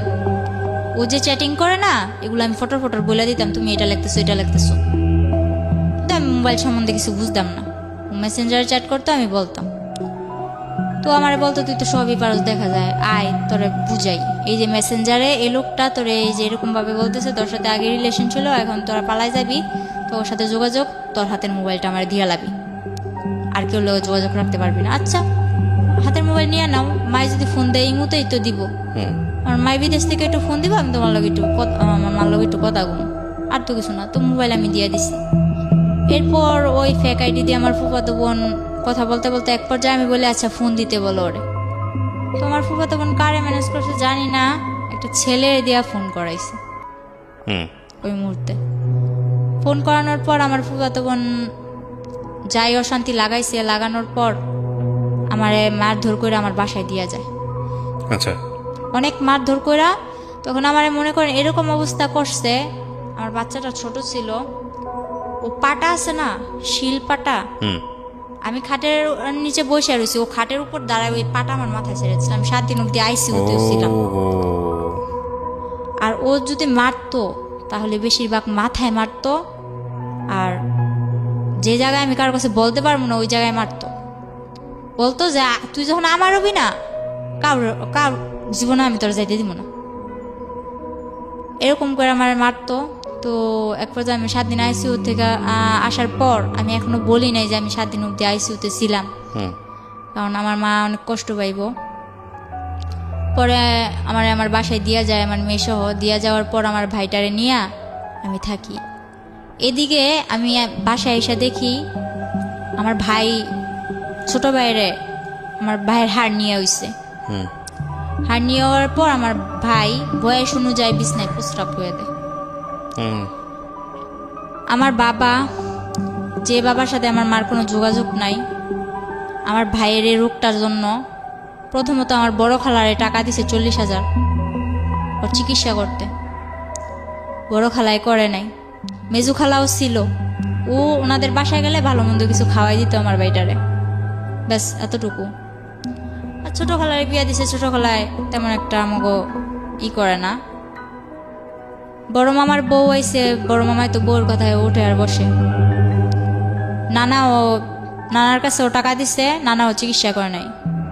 শেষে না পাইরা আব্বুরে মায় কল দিছে, নাম্বার জোগাড় কইরা কল দিয়ে বলতেছে যে আমার ছেলে অসুস্থ, আমার ছেলের চিকিৎসা করো। আব্বুরেও টাকা দিছে, আমার মোটা অঙ্কের টাকা দিছে সবাইরে, কিন্তু কেউ চিকিৎসাটা করেনি। আমি যখন চলে আসার পর আমার মা আমার হাতে কিন্তু টাকা দেয় নাই। ওই মাসে যা লাগবো, ওই বললাম না যে আমার একটা মামা মেম্বার ছিল, ওনার কাছ থেকে মাসে 2-1 হাজার টাকা আনতাম, মনে করেন মোবাইল খরচ, তারপর হইলো যাইয়া এভাবে কিছু টুকটাক খাইতে মন চাইলে এসবের জন্য। আর বাজার যা করা লাগতো বাজারে ফোন দিয়ে কয়ে দিতাম যে রসুন নম্বর এগুলো পাঠাই দিয়ে গেছে, ওনারা পাঠাই দিত। মাঝে মাঝে আমি যাইয়া নিয়ে আসতাম। তো এর মধ্যে আমার বাড়িতে একটা উঠলো কি যে এই মেয়ে কেন এই বাড়িতে থাকবে, ও তো ভাইগা চলে গেছে। তো আমি যা করি ওই মেম্বরের জানাই করি, মেম্বরের কথা ছাড়া আমি উঠি বসি না। কিন্তু গ্রামের মানুষ আমার নামে আজে বাজে কথা বলা শুরু করলো। তো আমার ওই যে বললাম না এর আগে আমার একটা রোগ হয়েছে, ওই রোগটা আবার দেখা দিচ্ছে। আমার বাবু হওয়ার 1 বছর পর আবার দেখা দিল। দেখা দেওয়ার পর ওই রোগটা নিয়ে আমি অনেক দৌড়াদৌড়ি করতেছি, কবিরাজ বাড়ি, ডাক্তার কাছে, নারায়ণগঞ্জ ডাক্তার, ঢাকার এসে দৌড়াদৌড়ি করতেছি। তো তখন আমার মেয়েটারে আমার ছোট ভাই রাখতো, আমি একা একা দৌড়াদৌড়ি করতাম। তো সবাই বলতো এ মেয়ে তো আবার কোনো ছেলের সাথে চক্কর আছে, নয়তো এত রাত্রে এ মেয়ে বাড়ি ফিরে, রাত বাজে 8টা, এই 8টা বাজে, এই সকালবেলা যায় 8টা বাজে আসে, বা বিকালবেলা যায় রাত্রে 8টা বাজে আসে, এসব বলা বলি করতো। তো আমি বলতাম যে আমি এক জায়গায় গেছি, ওই জায়গায় আমার দেরি হইতেই পারে, ডাক্তারের বিষয়, সিরিয়াল আছে, কত কিছু আছে, বা রাস্তায় জ্যাম ট্যাম থাকে, দেরি হইতেই পারে। তো আমি যে সময় যদি দেরিও হইতো ওই মামারে জানাই দিতাম যে মামা আমার আসতে দেরি হইব, বা মামা আমি আইসা বসছি। তো ওই মামা সব কিছু ওদিক দিয়ে ঠিকই আছে, মামা বাগনির এদিক দিয়ে ঠিকই আছে, মেম্বরে আর আমি ঠিকই আছি। আর আমার মা যে কোনো সমস্যাও আমার মা আমার ওই মেম্বার মামার লগে শেয়ার করতো। পরে আমার মামা সব কিছু জানতো, কিন্তু এদিক দিয়ে আমার বাড়িতে এরকম আমার নিয়ে অনেক বড় একটা ঝগড়া হয় যে আমি অন্য ছেলে নিয়ে ঘুরতে যাই, আমার মেয়েরে আমার ছোট ভাইয়ের কাছে রাইখা, আমার ভাই অসুস্থ, আমার ভাইয়ের কাছে রাইখা যায়। তো এক পর্যায়ে আমি বললাম যে মা, আশা করি তো আমার ভাইয়ের তো অনেক অসুস্থ, ওর তো অপারেশন করা লাগবে। আমি মারে না জানাই আমার ভাইয়ের এক্সরে করাই, রক্ত পরীক্ষা যা লাগে করাইছি। করানোর পর মারে বললাম, মা আবার ওই মামারে বলল, মা বলল যে ওর হাতে টাকা দিস না, কিন্তু কোন জায়গায় অপারেশন করব ওই জায়গায় তুই টাকা দিবি। তো আমার হাতে টাকা দিতে না করলো। পরে আচ্ছা ঠিক আছে, আমার হাতে টাকা দিত না। পরে আমার গাড়ি ভাড়া দিয়ে যে যামু ওই টাকাটাও আমার কাছে নেই। পরে মানুষের থেকে ধার করে নিয়ে গেলাম। যাওয়ার পরে ওদিকে যাইয়া ভাইয়ের অপারেশনটা করাইলাম। তখন একটা আল্লাহর বান্দা, শুধু আমার বড় খালা গেছে, যার আমার মা 40,000 টাকা দিছিল শুধুমাত্র আমার ভাইয়ের অপারেশনের জন্য। ওই ব্যক্তি ওখানে যাইয়া আমার ভাইয়ের মনে করেন অজ্ঞান কইরা ডাক্তার, আমার ভাই তো তখন আর কি একটু হ্যাংলা ট্যাংলা টাইপের ছিল, ওর ইনজেকশন দিয়া ডাক্তার বের হয়ে বসে আমি অপারেশন করতে পারবো না। ধরতে গেলে আমার ভাইয়ের মরার অবস্থা, আমার খালায় উপরে ঘুমায়। আর আমার ভাইয়ের জন্য যে 500 টাকা ধার করে নিয়েছিলাম, তো হার্নিয়া হয়েছিল, লুঙ্গি লাগবে অপারেশন করতে। লুঙ্গি কিনছে ঠিকই, 100 টাকা দা লুঙ্গি কিনছে ঠিকই ফুটপাত থেকে। বাকি যা টাকা ছিল উনি ওনার নাতনি, বড় মেয়ের যে নাতনি আছে, ওই নাতনিদের জন্য জামা কিনছে। সামনে কি হইব ওইটার ভাবে নাই।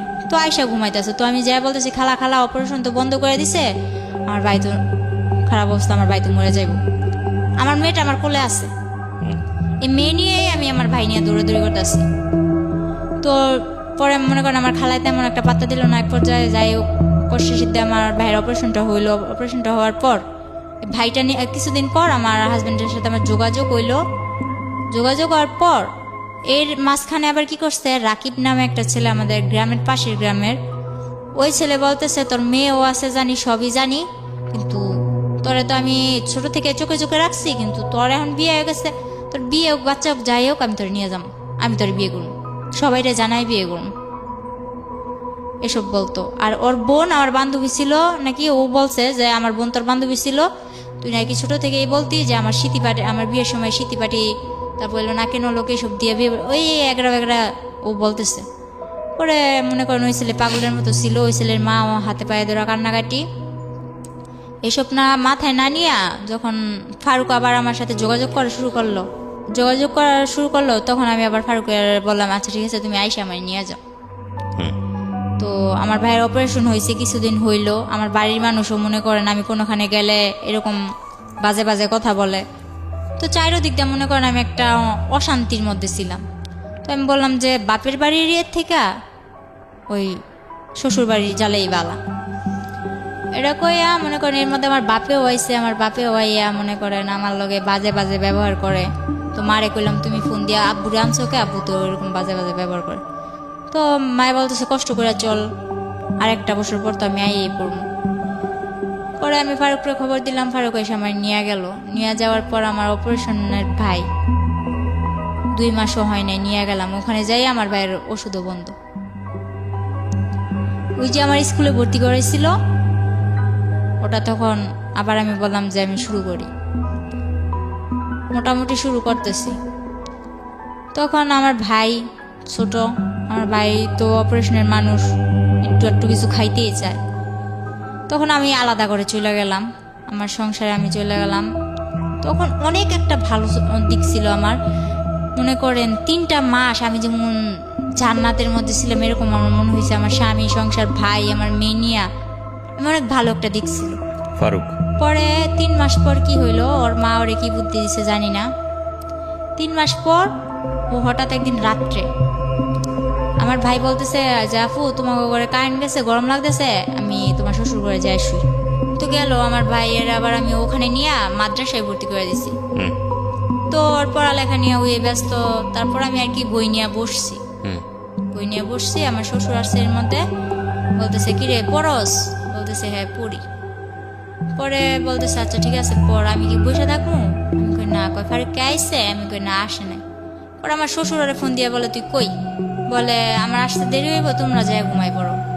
তো আমি না খাইয়া বসে আছি, ও আসবো আমি খাম, আমার মেরে ঘুম পাড়াইছি। রাত্রে 12টা বাজে ও একটা মেরে নিয়ে এসে দাঁড়ায়। পরে আমি এত কিছু মাথায় নিয়ে নেই, আসতেই তো পারে, তো এটা যে কে আমার ধারণা ছিল না। আনলাম করে আমি চিল্লাচিল্লি করতেছি এত দেরি করে আইসো। তারপর হঠাৎ করে খেয়াল করলাম যে উনি কে, বলে যে এটা তোমার আপা হয়, ওটা আমার আপা হয়। পরে যখন বললাম, তারপর বললাম যে আপা হয় তো ভিতরে আসেন, আসলো। তো ওরে আমি বললাম যে হাত মুখ দিয়া খাওয়ার জন্য আসো। তো হাত মুখ দিয়ে গেল, মেয়েটা মাঝের দরজায় খাড়ায় আছে, নড়েও না চড়েও না, এক টিপে দাঁড়ায় আছে। তো আমি বলতেছি যে আপার ডাক দাও, তুমি খাইবা, উনি কি চেয়া থাকবো নি। তারপর ওই মেয়েটা বললো না আমি খাইছি। ফারুক কি করলো, আমার সামনে ভাতগুলা নিয়া সবসময় ওই 3 মাস ও খাইয়া তারপর আমার খাওয়াই দিত। ওই দিন কি করলো, ও ভাত নিয়ে নাড়তেছে। তো আমি বলতেছি তুমি খাইবা কোন সময়, আমি বা খামো কোন সময়, এতক্ষণ ধরে বসে আছি, আমার খিদা লাগছে, তাড়াতাড়ি করো। ও বললো কি আমি খাইয়ে আসছি। ও বাইরে থেকে ওই মেয়েটার সঙ্গে একসাথে খাইছে। তো আমি বললাম আমি এতক্ষণ ধরে না খাইছি আর তুমি বাইরে থেকে খাইছো? হ্যাঁ। পরে আচ্ছা ঠিক আছে, না খাইলে নাই, এত কিছু মনে নেই। পরে ও আমার ডাকতেছে যে আসো বিছনাটা করে দিয়া যাও। তো আমি বলতেছি আপা শুভ কই। পরে কইতেছে যে তুমি ওই রুমে বিছনা করো, ওই রুমে বিছনা কইরা বাবুরে ওই রুমে নাও। তো যে ওয়াল ক্লাটটা ছিল ওইটা আমার বাবুরে ওকুলে নিয়ে ওয়াল ক্লাটটা টান্দা নিয়ে বলতেছে ওই রুমে। আচ্ছা ওই রুমে বিছনা করলাম। তো আমি ভাবছি ওই রুমে ও আমার সাথে শুইব, আফুটা একা এদিকে শুইব। পরে ও কি করলো, ও খাটের মধ্যে বসে আছে। আপুরে বললো যে তুমি শুয়ে পড়ো। তো আপু ওর পাশ দিয়া যাইয়া খাটের মধ্যে শুয়ে পড়লো। ও বসে আছে, ও নড়ে না। পরে আমি বললাম কি ব্যাপার, তুমি আসো না? ও আসে না। তখন আমার মনে কিছু একটা বাড়ি খেলো। আমি সারা রাত মাঝ দরজায় বসে আছি, কিন্তু আমার কোনো কথা নাই, শুধু চোখ দিয়া পানি পড়তেছে যে আসলে কি হইতেছে। পরে সকালবেলা আমার শাশুড়ির খবর দিলাম। খবর দেওয়ার পর আমার শাশুড়িও কিছু করলো না। 3 দিন মেয়েটা আমাদের বাড়িতেই থাকলো। কিন্তু আমার ভাইরে এক বিন্দু বুঝতে দেয় নাই যে ফারুক ওরা আনছে কি ভালো মন্দ। আমার ভাইরে এতটুকু বুঝতে দেয় না, যার জন্য আজও পর্যন্ত আমার ভাই বলতে পারে না এসব কিছুই হয়নি। পরের দিন যখন ওর মার সাথে আমি বললাম যে এরকম করে আনতেই পারে, ভালো কথা, বিয়ে করছে ভালো কথা। আমি কিন্তু বিয়ের কথাটা তুলি নাই। আমি যখন বলছি এই মেয়েটাকে ও আনছে খালাতো বোন বইলা, তো খালাতো বোন ভালো কথা, তো এক বিছানায় থাকে কি করে? কয় তুই ছোট মানুষ, এসব বুঝবি না। তো হ্যাঁ আমি মানলাম আমি ছোট মানুষ, আমার বয়স 14, কিন্তু আমার তো এতটুকু বুঝার ক্ষমতা আছে, এক বিছানায় কি করে শোয়। তো পরে আমার বললো কি যে হ্যাঁ বিয়ে করছে আনছে, তো তোর কি? এটা আপনাকে কে বলেছে? আপনার শাশুড়ি? শাশুড়ি বলতেছে। তো আমার শাশুড়ির ঘরে নিয়ে যায়, আমার শাশুড়ির ঘরেই থাকে, ফারুক আমার সাথে থাকে। আমার ভাইটা মাদ্রাসায় আসে যায়, আমার ভাই কিচ্ছু জানে না। পরে মনে করেন 3 দিন পর ওই মেয়ের বাসায় চলে যায়, আমার ঘরে আবার অশান্তি শুরু হয়। ফারুকের মেজু বোন যেটা, ওটার হাজব্যান্ড আবার ঘর জামাই থাকে, ওটাকে আইনা আমার ঘরে তুললো। আমার সংসার তো চলেই, এর মাঝে ওই সংসারও এই ঘরেই থাকবে। ওদের ঘরে 2টা বাচ্চা আছে। আর কাদের ঘরে 2টো বাচ্চা? ওই আমার ননাসের ঘরে, ওরা এখানে থাকবে। তো এক পর্যায়ে আর কি আমি বিষয়টা মাইনা নিতে পারি না। আমি অনেক চিল্লাচিল্লি করার পরে ওরে বলি যে আমি এগুলা পারবো না। আপনার বিয়ে হয়েছে 12 বছর বয়সে, আপনার কথা যদি ঠিক থেকে থাকে, তখন আপনার বয়স 14 বছর। আপনার তখন একটা বাচ্চা হয়ে গেছে। বাচ্চার বয়স তখন কত, 1 বছর বা 2 বছর? হ্যাঁ 1 বছর। 1 বছর। আর আলটিমেটলি হচ্ছে এই সময়ে আপনার হাজবেন্ড আরেকটা বিয়ে করেছে। ওকে। পরে ওরে আমি বলার পর আমি বলতেছি আমি থাকবো না তোর সাথে। আপনার মা কোথায় তখন? তখন আমার মা বিদেশ। তখনও বিদেশ? আচ্ছা। তখন আমার যখন অনেক মারধর করে আর কি, পরে এক পর্যায়ে আমার অনেক মারে আর কি।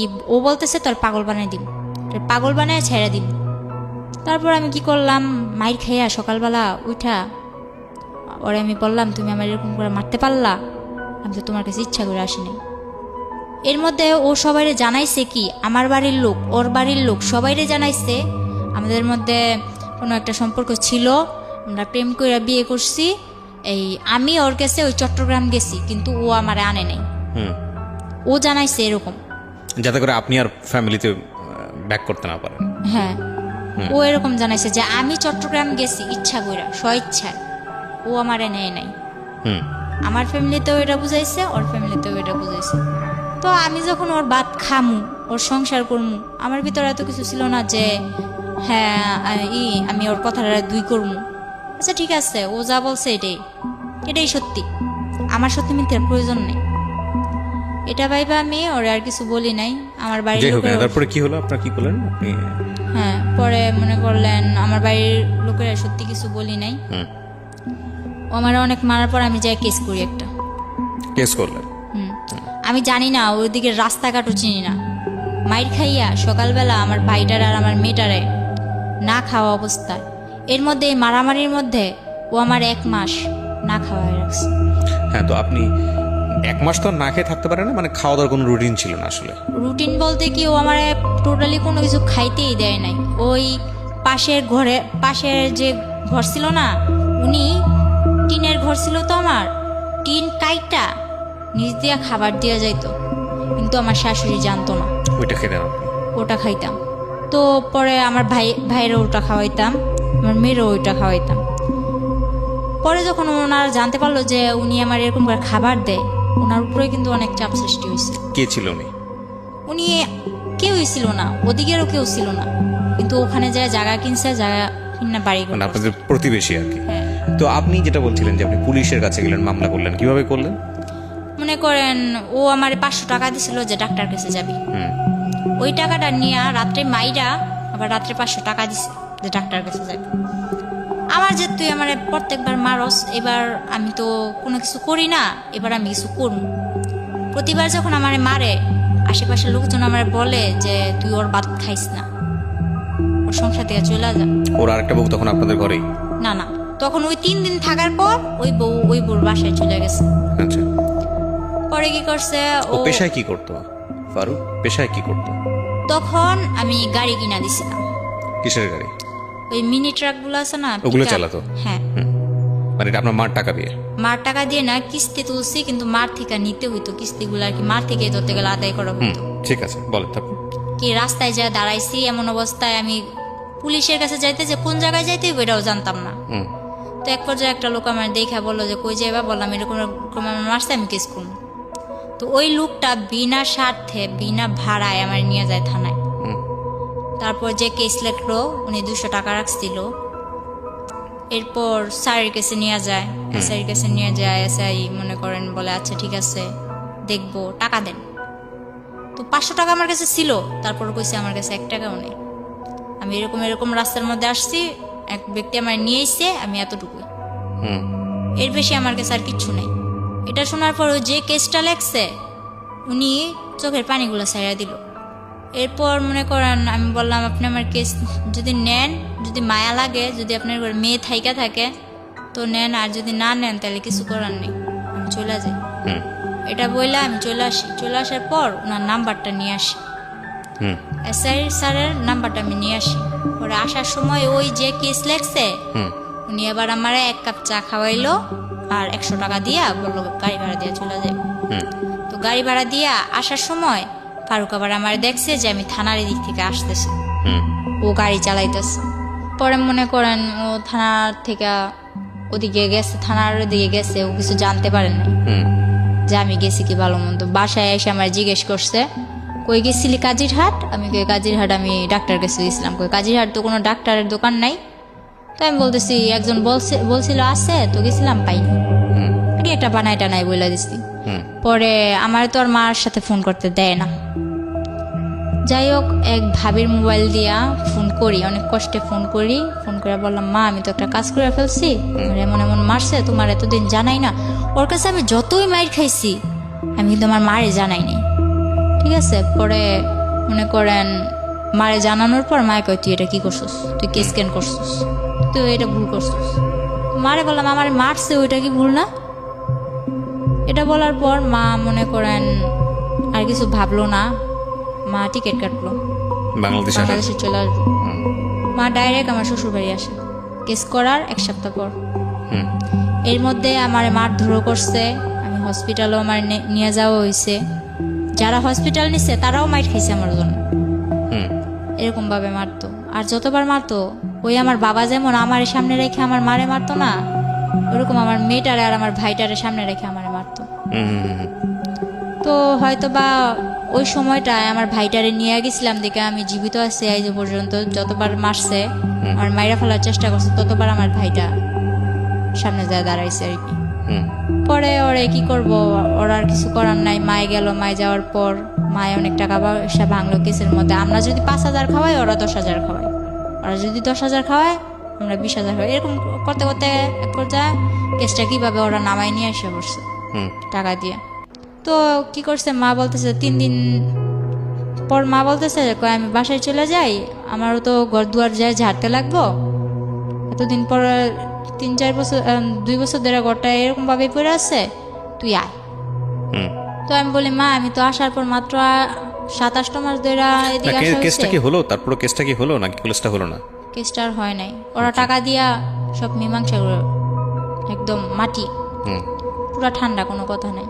হুম পরে মা চলে আসার পর মা এক জায়গা দিয়ে আমার ভাইটা তখন বন্যায় আমার ঘর, ঠিক আছে, আমার মারধর করার মনে করেন 1 মাস আগে নাজিরহাট হুম বন্যা হয়েছিল, হয়তো শুনছিলেন, চট্টগ্রাম তলায় গেছিল পুরা। হুম আমার ঘরে প্রায় আমার বুক সমান পানি, আমার ঘরের পিড়া টিরা সব কিছু নিয়ে গেছে, শুধু আমার ঘরটা পাকা ছিল দেখে আমার ঘরটা টিকে আছিল এক পর্যায়ে স্রোতের মুখে।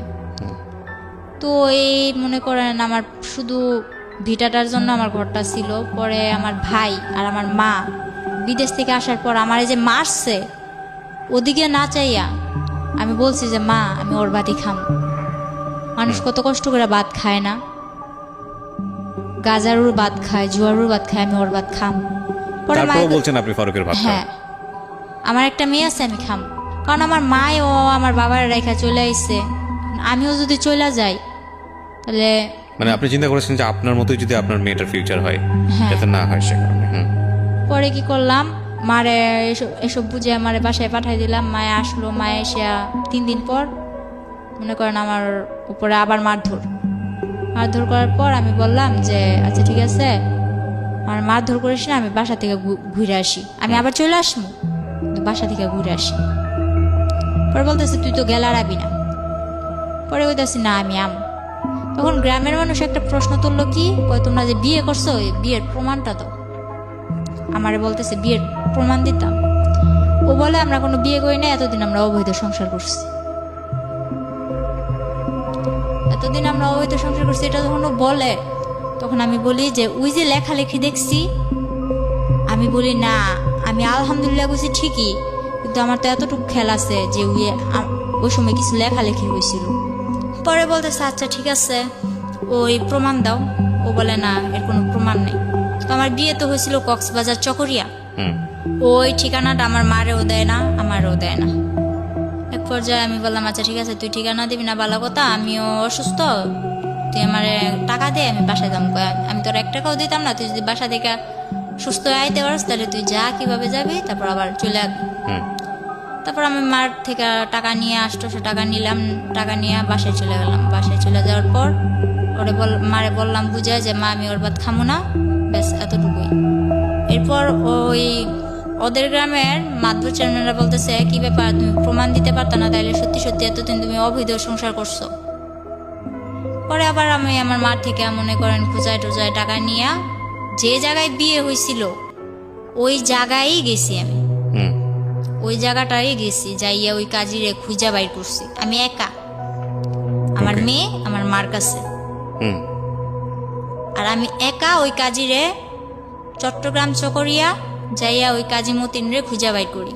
হুম খুঁজা বাইর করার পরে ওই কাজীর অনেক বুঝা টুজা টাকা পয়সা কিছু দিয়া আমার বন্ধু বান্ধব কতগুলো আসলো, ওই যে বন্ধু বান্ধব কিন্তু আমার না, বন্ধু বান্ধব ওরই, ওই যে আমার মেসেঞ্জার বুঝাইছে, ফেসবুক বুঝাইছে যে এই যে দেখ ফেসবুক এমনি চালায়, মেসেঞ্জার এইভাবে চালায়, এভাবে চ্যাটিং করে। হুম তো ওর বন্ধু বান্ধব গুলারে আমি ফোন দিছি যে এরকম এরকম। তখন ওর বন্ধু বান্ধব গুলা ওর হইয়া আর একটাও কথা কয় না, সবাই আমার হয়ে এই কথা বলে। পরে আমি যখন বুঝে বললাম যে ভাই আমি তো এরকম কাবিনের কাগজ নিতে আসছি, মানে তো আমার দেয় না টাকা ছাড়া, আমার কাছে তো যাওয়ার ভাড়াও নেই। এটা বলার পর পরে বলতেছে আচ্ছা ঠিক আছে আমরা দেই। তারপর ওনারা 4-5 জন ম্যানেজ করে আমারে 4-5 হাজার টাকা দেয়। আচ্ছা, ওইটা দিয়ে আমি কাবিনের কাগজটা তুলে নিয়ে যাই, কিন্তু নিয়ে যাইও কিছু করতে পারিনি। ওই ছবি তুলা ইমুতে মাতবরের কাছে দিছিলাম। তারপর কি আমি ওর বাদ খামু না। এর মধ্যে আমার বাবা কি করলো, 12 বছর পর আমার মারে বললো কি আমার মেয়ের সাথে এত বড় অন্যায় হয়েছে, যে বাবা নিয়ে বলতো যে ও আমার জন্মের না, ওই বাবা বলতেছে আমার মেয়ের সাথে যখন এত কিছু হয়েছে আমি এর শেষ দিকে ছাড়ব। ওই আমার বাবা দোকান ভাঙচুরে এগুলা করে আমার মারে আর কি একটু একরকম পটাইলো। মারে পটানোর পর মা বলতেছে 12 বছর পর যখন ও মেয়ে স্বীকার করছে, মেয়ের জন্য এত কিছু করতেছে বা করব, তাইলে ওরে আমি আনতেই পারি। গ্রামের সবাই বলছে দেখ তুই ওরে আনিস না। আমার বাবারে ডাইরেক্ট 2 হাত দানা করছে যে ওরে কিন্তু তোর সংসারে আবার আনিস না। তো আমার মা আনছে, আনার পর আমরাও ভাবছি বাবা পাইছি দুনিয়া পাইছি।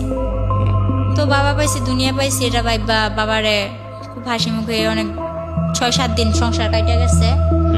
পরে আমি বললাম যে আমি কিছু একটা করবো, নয়তো তো আমার মেয়েটার ভবিষ্যৎ অন্ধকার।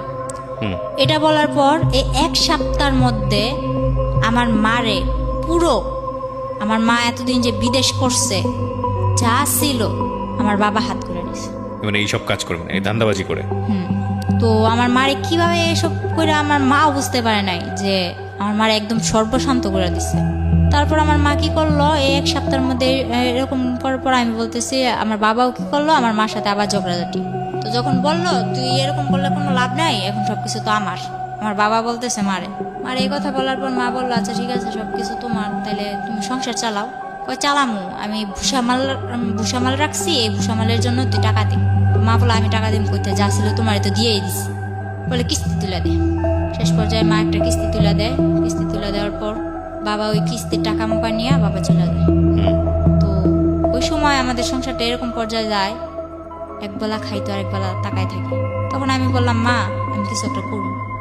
তো মা কি করলো, বয়স বাড়াইয়া আমার জন্ম তারিখ হলো 2002 সালের এপ্রিল মাসের 3 তারিখে। তো আমার জন্মের 1995 সালে না কয় সালে আর কি, আমার 25 বছর করে একটা পাসপোর্ট করে, জন্ম নিবন্ধনের কার্ড করে 11 দিনে আমার মা পাসপোর্টটা বের করে টাকা দিয়ে, ধার করে টাকা নিয়ে আমার পাসপোর্ট করছে আর বাহিরে পাঠাই দিব। বাবা 1 মাস পর আবার আইসা বলতেছে আমি সংসারের হাল ধরমু, মাইয়াটা বিদেশ পাঠান লাগতো না, মাইয়ারে বিয়া দিব। আমার মেয়েটা আছে বলতেছে নাতিন আমি পালমু, মাইয়া বিয়া দিব। তখন মা এখনো জানে না, কিন্তু আমি খবর নিয়ে দেখছি এমন একটা ছেলের সাথে বিয়ে দিতে চায় যে মনে করেন, আমি মনে করি যদি গরিবের ভাতও খায় না, বাসতলায়ও থাকে না, তাও সুখ আছে, কিন্তু যারা নেশা করে তাদের ভিতরে সুখ নেই। এটা জানার পর আমি মনে করেন বাবার সাথে অনেক রাগারাগি অনেক কিছু, পরে আমি আবার ফারুকের সাথে যোগাযোগ করা শুরু করি লুকায় টুকায়। আমি চলে আসার পর বাবা 3 মাস আমার মোবাইলটা বন্ধ রাখে। বন্ধ রাখার পর ফলে ফারুক আমারে ফোন দিয়া পায় না, আমিও ফারুকের কাছে ফোন দিতে পারি না। তো ও ভাবে যে ওর ভাত খামো না, এই জন্য যোগাযোগ করি না। তো এটা ভাবার পর ও আমার টেনশন মাথা থেকে সারিয়ে দিতে, ওই যে আগে যে একটা বিয়ে করছে, ওই বিয়ের পরও আমাদের নারায়ণগঞ্জ নবীগঞ্জ এর মধ্যে এদিকে এসে একটা গার্মেন্টসের মেয়ের বিয়ে করে, মানে সে বিয়ের উপরেই আছে আর কি। হ্যাঁ। পরে আমি জানতে পারি যে কোনোভাবে, জানতে পারার পর ওরে বলি যে তুমি এরকম বিয়ে করছো। বিয়ে করছি ঠিক আছে, তুই যদি নারায়ণগঞ্জ আইসা আমার জন্য টাউনে আইসা কোনো একটা কাজকর্ম ঠিক করস, তাহলে আমি তোর কাছে পড়বো, একটা বাসা লবি, তুই আর আমি থাকবো। তো আমি বললাম যে বাবা আমি বিয়ে করবো না। তখন আমার বাবা আমার অনেক মারধর করে। আপনি আবার চলে যান ফারুকের কাছে? চলে যাই না, ও আমার কাছে আসে না। আপনি জান যেতে রাজি ছিলেন? হ্যাঁ। পরে বাবা আমার অনেক মারলো, মনে করেন আমার তো বাবুর আব্বু মারছেই, ফারুক তো আমার মারছেই, কিন্তু ফারুকের থেকে দ্বিগুণ আমার বাবা আমার মারলো। পরে আমার জন্য মা অনেক মাইর খাইলো। পরের দিন আমি বললাম যে আমি থাকবো না, আমি চলে যাবো। তো কিছুতেই আমার ঘর থেকে বের হইতে দেন আমার মা। পরে কি করলাম, বললাম আমি খালাগো বাসায় যাবো, আমি আমার কাছে ভালো লাগতেছে না, আমি খালাগো বাসায় যাবো। এটা বইলা 40টা টাকা নিয়ে আমি ঘর থেকে বের হয়েছি, গাড়ি ভাড়া নিয়ে আর কি। 40 টাকা নিয়ে ঘর থেকে বের হয়েছি। এরপর আমি পাসপোর্ট করতে যাইয়া একটা মেয়ের সাথে, ওই সেন্টারে থাকে না, ওই সেন্টারে একটা মেয়ের সাথে আমার পরিচয় হয়েছিল। ওই মেয়েটার আমি কল করলাম যে শাপলা, আমি তো এরকম এরকম বাসা থেকে বের হয়ে চলে আসছি, এখন আমি তোমার কাছে যাব। আমি আর খালাগো বাসায় গেলাম না, আমি ঢাকা টঙ্গী চলে আসি, আব্দুল্লাপুর, ওই মেয়েটার কাছে। মা তো ওদিক দিয়ে আমার মেয়ে কই গেছে, মা তো পুরা পাগল। বাবা পুরা আর কি ছড়াই দিছে যে অন্য ছেলের সাথে রিলেশন ছিল, অন্য ছেলের সাথে, হ্যাঁ এরকম। আর এর মধ্যে আমার যে মোবাইলটা ছিল ওখানে আর কি আমার দেওর, তারপর হইলো ওর গ্রামের আশেপাশে বা অন্য যারা গাড়ি চালাইতো 2-1 জনের নাম্বার ছিল না, ওইরকম নাম্বারগুলো নিয়ে সবাই আমার বাবা বিরক্ত করলো যে কার সাথে গেছে আমার মেয়ে, এগুলো আসলে লোক দেখানোর জন্য। পরে আমার বাবা এরকম করার পরে আমি চলে আসলাম। তারপর ওই ফেসবুকে ওরই বন্ধু এক আনোয়ার, ও ওমান থাকে, ও কি করলো, হঠাৎ করে আমার ফোনে ফোন দিল। তখন আমি ওই শাপলার কাছে, যে মেয়েটার সাথে আমার পরিচয় হয়েছিল, ওই মেয়েটার কাছে, শাপলার কাছে। পরে কি করলাম, ওই শাপলার কাছে যাওয়ার পর আমি ঘুম, ওই আনোয়ার কল দিছে আমারে। কল দেওয়ার পর আমি রিসিভ করি না, ও রিসিভ করে বললো যে মিম কই। বলে মিম তো ঘুমাইতেছে, ও তো অনেক অসুস্থ, ও তো ওর বাড়ি ছেড়ে চলে আসছে, ওর বাবার অনেক মারধর করছে, ও তো এখন চলে আসছে। ও কি কিছু খাইছে? ওই আনোয়ার আবার আমার প্রতি একটু দুর্বল ছিল, এটা আমি জানতাম না, তখন জানলাম ও কি কিছু খাইছে। পরে শাপলা বললো না খাই নাই, আমার কাছে টাকা নাই, খাওয়াইতে পারিনি। ওই ছেলে আবার কি করছে, আমারে কিছু না বইলা, আমার সাথে কিন্তু ওর সাথে তখন ওরকম কোনো সম্পর্ক নাই, বন্ধু যে বন্ধু হিসেবেও কোনো সম্পর্ক নেই। ও কি করলো, বললো যে তুমি এখন বিকাশের দোকান যাও। ওই মেয়েটার সাথে সাথে বিকাশের দোকানে যাওয়ার পর 10,000 টাকা দেয় ওরে আমারে খাওয়ানোর জন্য, কিন্তু আমি জানি না। পরে ওই মেয়েটা আমার নিয়ে আমার বলে না, আমার ফোনে আর ফোন দেয় না, ওই শাপলার নাম্বার নিয়ে শাপলার সাথে যোগাযোগ করে আমি কেমন আছি, ভালো আছি কিনা, শাপলারে জিজ্ঞেস করে, তো আমারে জিজ্ঞেস করে না। পরে শাপলা আমার খাওয়াইতেছে দাওয়াইতেছে খুব ভালো। এর মধ্যে আরেকটা ছেলে, ওর নামটা আমি ভাঙতে চাইতেছি না, ওই ছেলেটাই মেসেঞ্জারে আমারে বলে, ওই ছেলেটার সাথে আমার অনেক দিন ধরে যোগাযোগ, আমার মেয়ে আছে, আমার কিভাবে সংসার ফেলায় আমি আসছি, আমার বাবা আমারে মারধর করে, টোটালি সব জানে ফেসবুকে। হ্যাঁ, ওই মেসেঞ্জারে কতগুলো গ্রুপ থাকে না, ওই গ্রুপ থেকে সব জানে। সব জানার পর তারপর ও বললো কি, ওরে কিন্তু আমি প্রথম আঙ্কেল ডাকছিলাম, ওই ছেলেটারে প্রথমে আমি আঙ্কেল ডাকছিলাম। পরে ওই ছেলেটা বলে যে, আমি বলতেছি যে এক পর্যায়ে যখন আমি ওই টঙ্গী আবদুল্লাপুরে চলে আসি, এরপর আস্তে আস্তে আমি ওই মেসেঞ্জারে কথা বলা শুরু করি, ফারুকের সাথেও আর ওর বন্ধু বান্ধবের সাথেও, আর আমার কিছু বন্ধু বান্ধব আছে ওদের সাথেও। এরকম করতে করতে অনেক বন্ধু বান্ধব হয়ে গেল। তো ওই ছেলেটা বলতেছে যে তখন আমার ফেসবুকে সবাই বাবলি নামে চিনত, তো যেখানে মারিয়া নামটা শোনে ওইখানে আমার হাজব্যান্ড ফারুক আমার ভাইরাল করে, ওই অন্য মাইশের বডিতে আমার ফেস টেস লাগায় ভাইরাল টাইরাল করে, অপমান করে। তো আমার এক ফ্রেন্ড আমারে মিম আক্তার নামে একটা আইডি খুলে দিল। তো মিম আক্তার নামে আইডি খুলে দেওয়ার পর তখন থেকে আমার মিম মিম বলে। যখন ওই ছেলের সাথে আমার পরিচয় হইলো, ওই ছেলের সাথে পরিচয় হওয়ার পরে আমি বলতেছি যে এরকম এরকম, আমার একদিন জিজ্ঞেস করতেছে যে তোমার সমস্যা কি, তুমি কারোর সাথে বেশি মিশো না কেন, আর তোমার দেখলে সবাই এত অপমান করে কেন। এটা যখন বলছে তখন আমি সব কিছু ওর কাছে ভেঙে বললাম। তখন ও আমার বললো, কয় আমারও একটা বোন আছে, ও ইন্ডিয়া চলে গেছে, ওর নামও আমার নাম যেটা, ওর নামও এটা। তো এক পর্যায়ে বললো যে তুমি যদি আমাদের এখানে আসো তাহলে আমি কাজ ঠিক করে দিতে পারি তোমারে। তো আমি এতটুকু বিশ্বাস নিয়ে গেছিলাম, আর যাওয়ার আগে ও আমার এতটুকু ভরসা দিছিল যে ওর কাছে যাওয়ার পর আমার কোনো ক্ষতি হইব না, হুম। আমার গায়ে একটা আঁচড়ও লাগবে না। যাওয়ার পর যেটা হইলো, কিছুদিন ভালোই ছিলাম, একটা বাসায় উঠলাম, কিন্তু ওই আনোয়ার এদিক দিয়ে আমার জন্য পাগল, শাপলারেও পাগল করে দিতেছে, ওইটাও আমি জানি না। আনোয়ারের মা আমারে ফোন দেয়, আনোয়ারের ভাবি আমারে ফোন দেয়, ফোন দিয়ে আর কি যা ইচ্ছা তাই। পরে মনে করেন ওই ছেলেটার ওখানে যাইয়া কিছুদিন ভালো হয়েছিলাম, একটা ফ্যামিলিতে যাই আমি উঠি, ওঠার পর ওই ছেলের সাথে মনে করেন ও আমার কাজ ঠিক করে দেয়, কাজ টাজ করি। পরে এক পর্যায়ে ও আমার কি করলো, আমার অনিচ্ছাকৃতভাবে ও আমার পুরোটা যাই না, ও আমার সাথে জোর কইরা মনে করেন ফিজিক্যালভাবে আর কি এক পর্যায়ে হ্যারাসমেন্ট আমার, করা। হ্যাঁ। পরে এরকম করতে লাগলো, এরকম করতে করতে তিনবার আমার সাথে এরকম বাজে এরকম হয়েছে। হওয়ার আপনার পর বাচ্চাটা কোথায় তখন? তখন আমার মার কাছে। তো আপনি ছেলেটার কাছে কেন গেলেন? ওই ছেলেটার কাছে তো আমি যাই নাই, ওই যে আমি টঙ্গী চলে আসি, আমার বাচ্চা টাচ্চা বাবা মা সব ফালাই রেখা, টঙ্গী থেকে ও আমারে বললো যে তুমি এদিকে আসলে, নারায়ণগঞ্জ আসলে। এটা যাওয়া ছেলেটার কাছে, বুঝতে হবে কোনটা ছেলের কাছে যাওয়া কোনটা ছেলেটার কাছে যাওয়া না, এটা বুঝতে হবে না। দেখেন আপনি এখন বর্তমানে কি করছেন, এটা একটু বলেন তো আমাকে। আমি বর্তমানে কিছু করতেছি না, বর্তমানে হাজবেন্ডের সাথে আপনার কোনো সম্পর্ক নাই, ফারুকের সঙ্গে কোনো সম্পর্ক নেই? না। আচ্ছা, আর এখন আপনার কিভাবে চলে? আপনার বাচ্চাটা কোথায় থাকে? আমার বাচ্চাটা আমার মার কাছে থাকে, আমিও আমার মার কাছে আছি। আর আমি চলে যাওয়ার পর আমার বাবা বাসা থেকে তাড়ানোর পর এর এক সপ্তাহ পর আমার বাবা নিজেও চলে যায়। সেটা নাইবা জানলাম। আজকে এই ঘটনাটা পুরোটা শোনার সময় আমি যথেষ্ট ধৈর্য হারিয়েছি বিকজ অফ গল্প বলার স্টাইলে, কিন্তু আমার কাছে মনে হয়েছে বলার সুযোগ দেওয়া উচিত। যারা ধৈর্য ধরে শেষ পর্যন্ত শুনেছেন তাদেরকে বেশ কয়েকটা কথা বলার জন্য, এবং এই কথাগুলো যে খুব বেশি নতুন তা না। একটা যেটা হচ্ছে কি মিম, প্রথম কথা হচ্ছে যে আপনার আসলে আগাগোড়া তেমন কোনো দোষী নাই। আপনি বর্তমানে বয়স হচ্ছে 18 বছর, আপনি এর মধ্যেই আপনার বাচ্চার বয়স 4 বছর, যাকে কোলে করে নিয়ে আসছেন আপনি, এবং আপনি যে ভাইয়ের কথা বলছিলেন সে ভাইও আপনার সঙ্গে বোধহয় এসছে। জি। আচ্ছা, তো প্রথম কথা হচ্ছে মিম, আপনার এই আগাগোড়া কোনো দোষী নাই। আপনি যতগুলো ভুল এখানে করেছেন, আপনি বয়সের খাতিরে সবগুলো ভুলের এক ধরনের মাপ পেয়ে যান।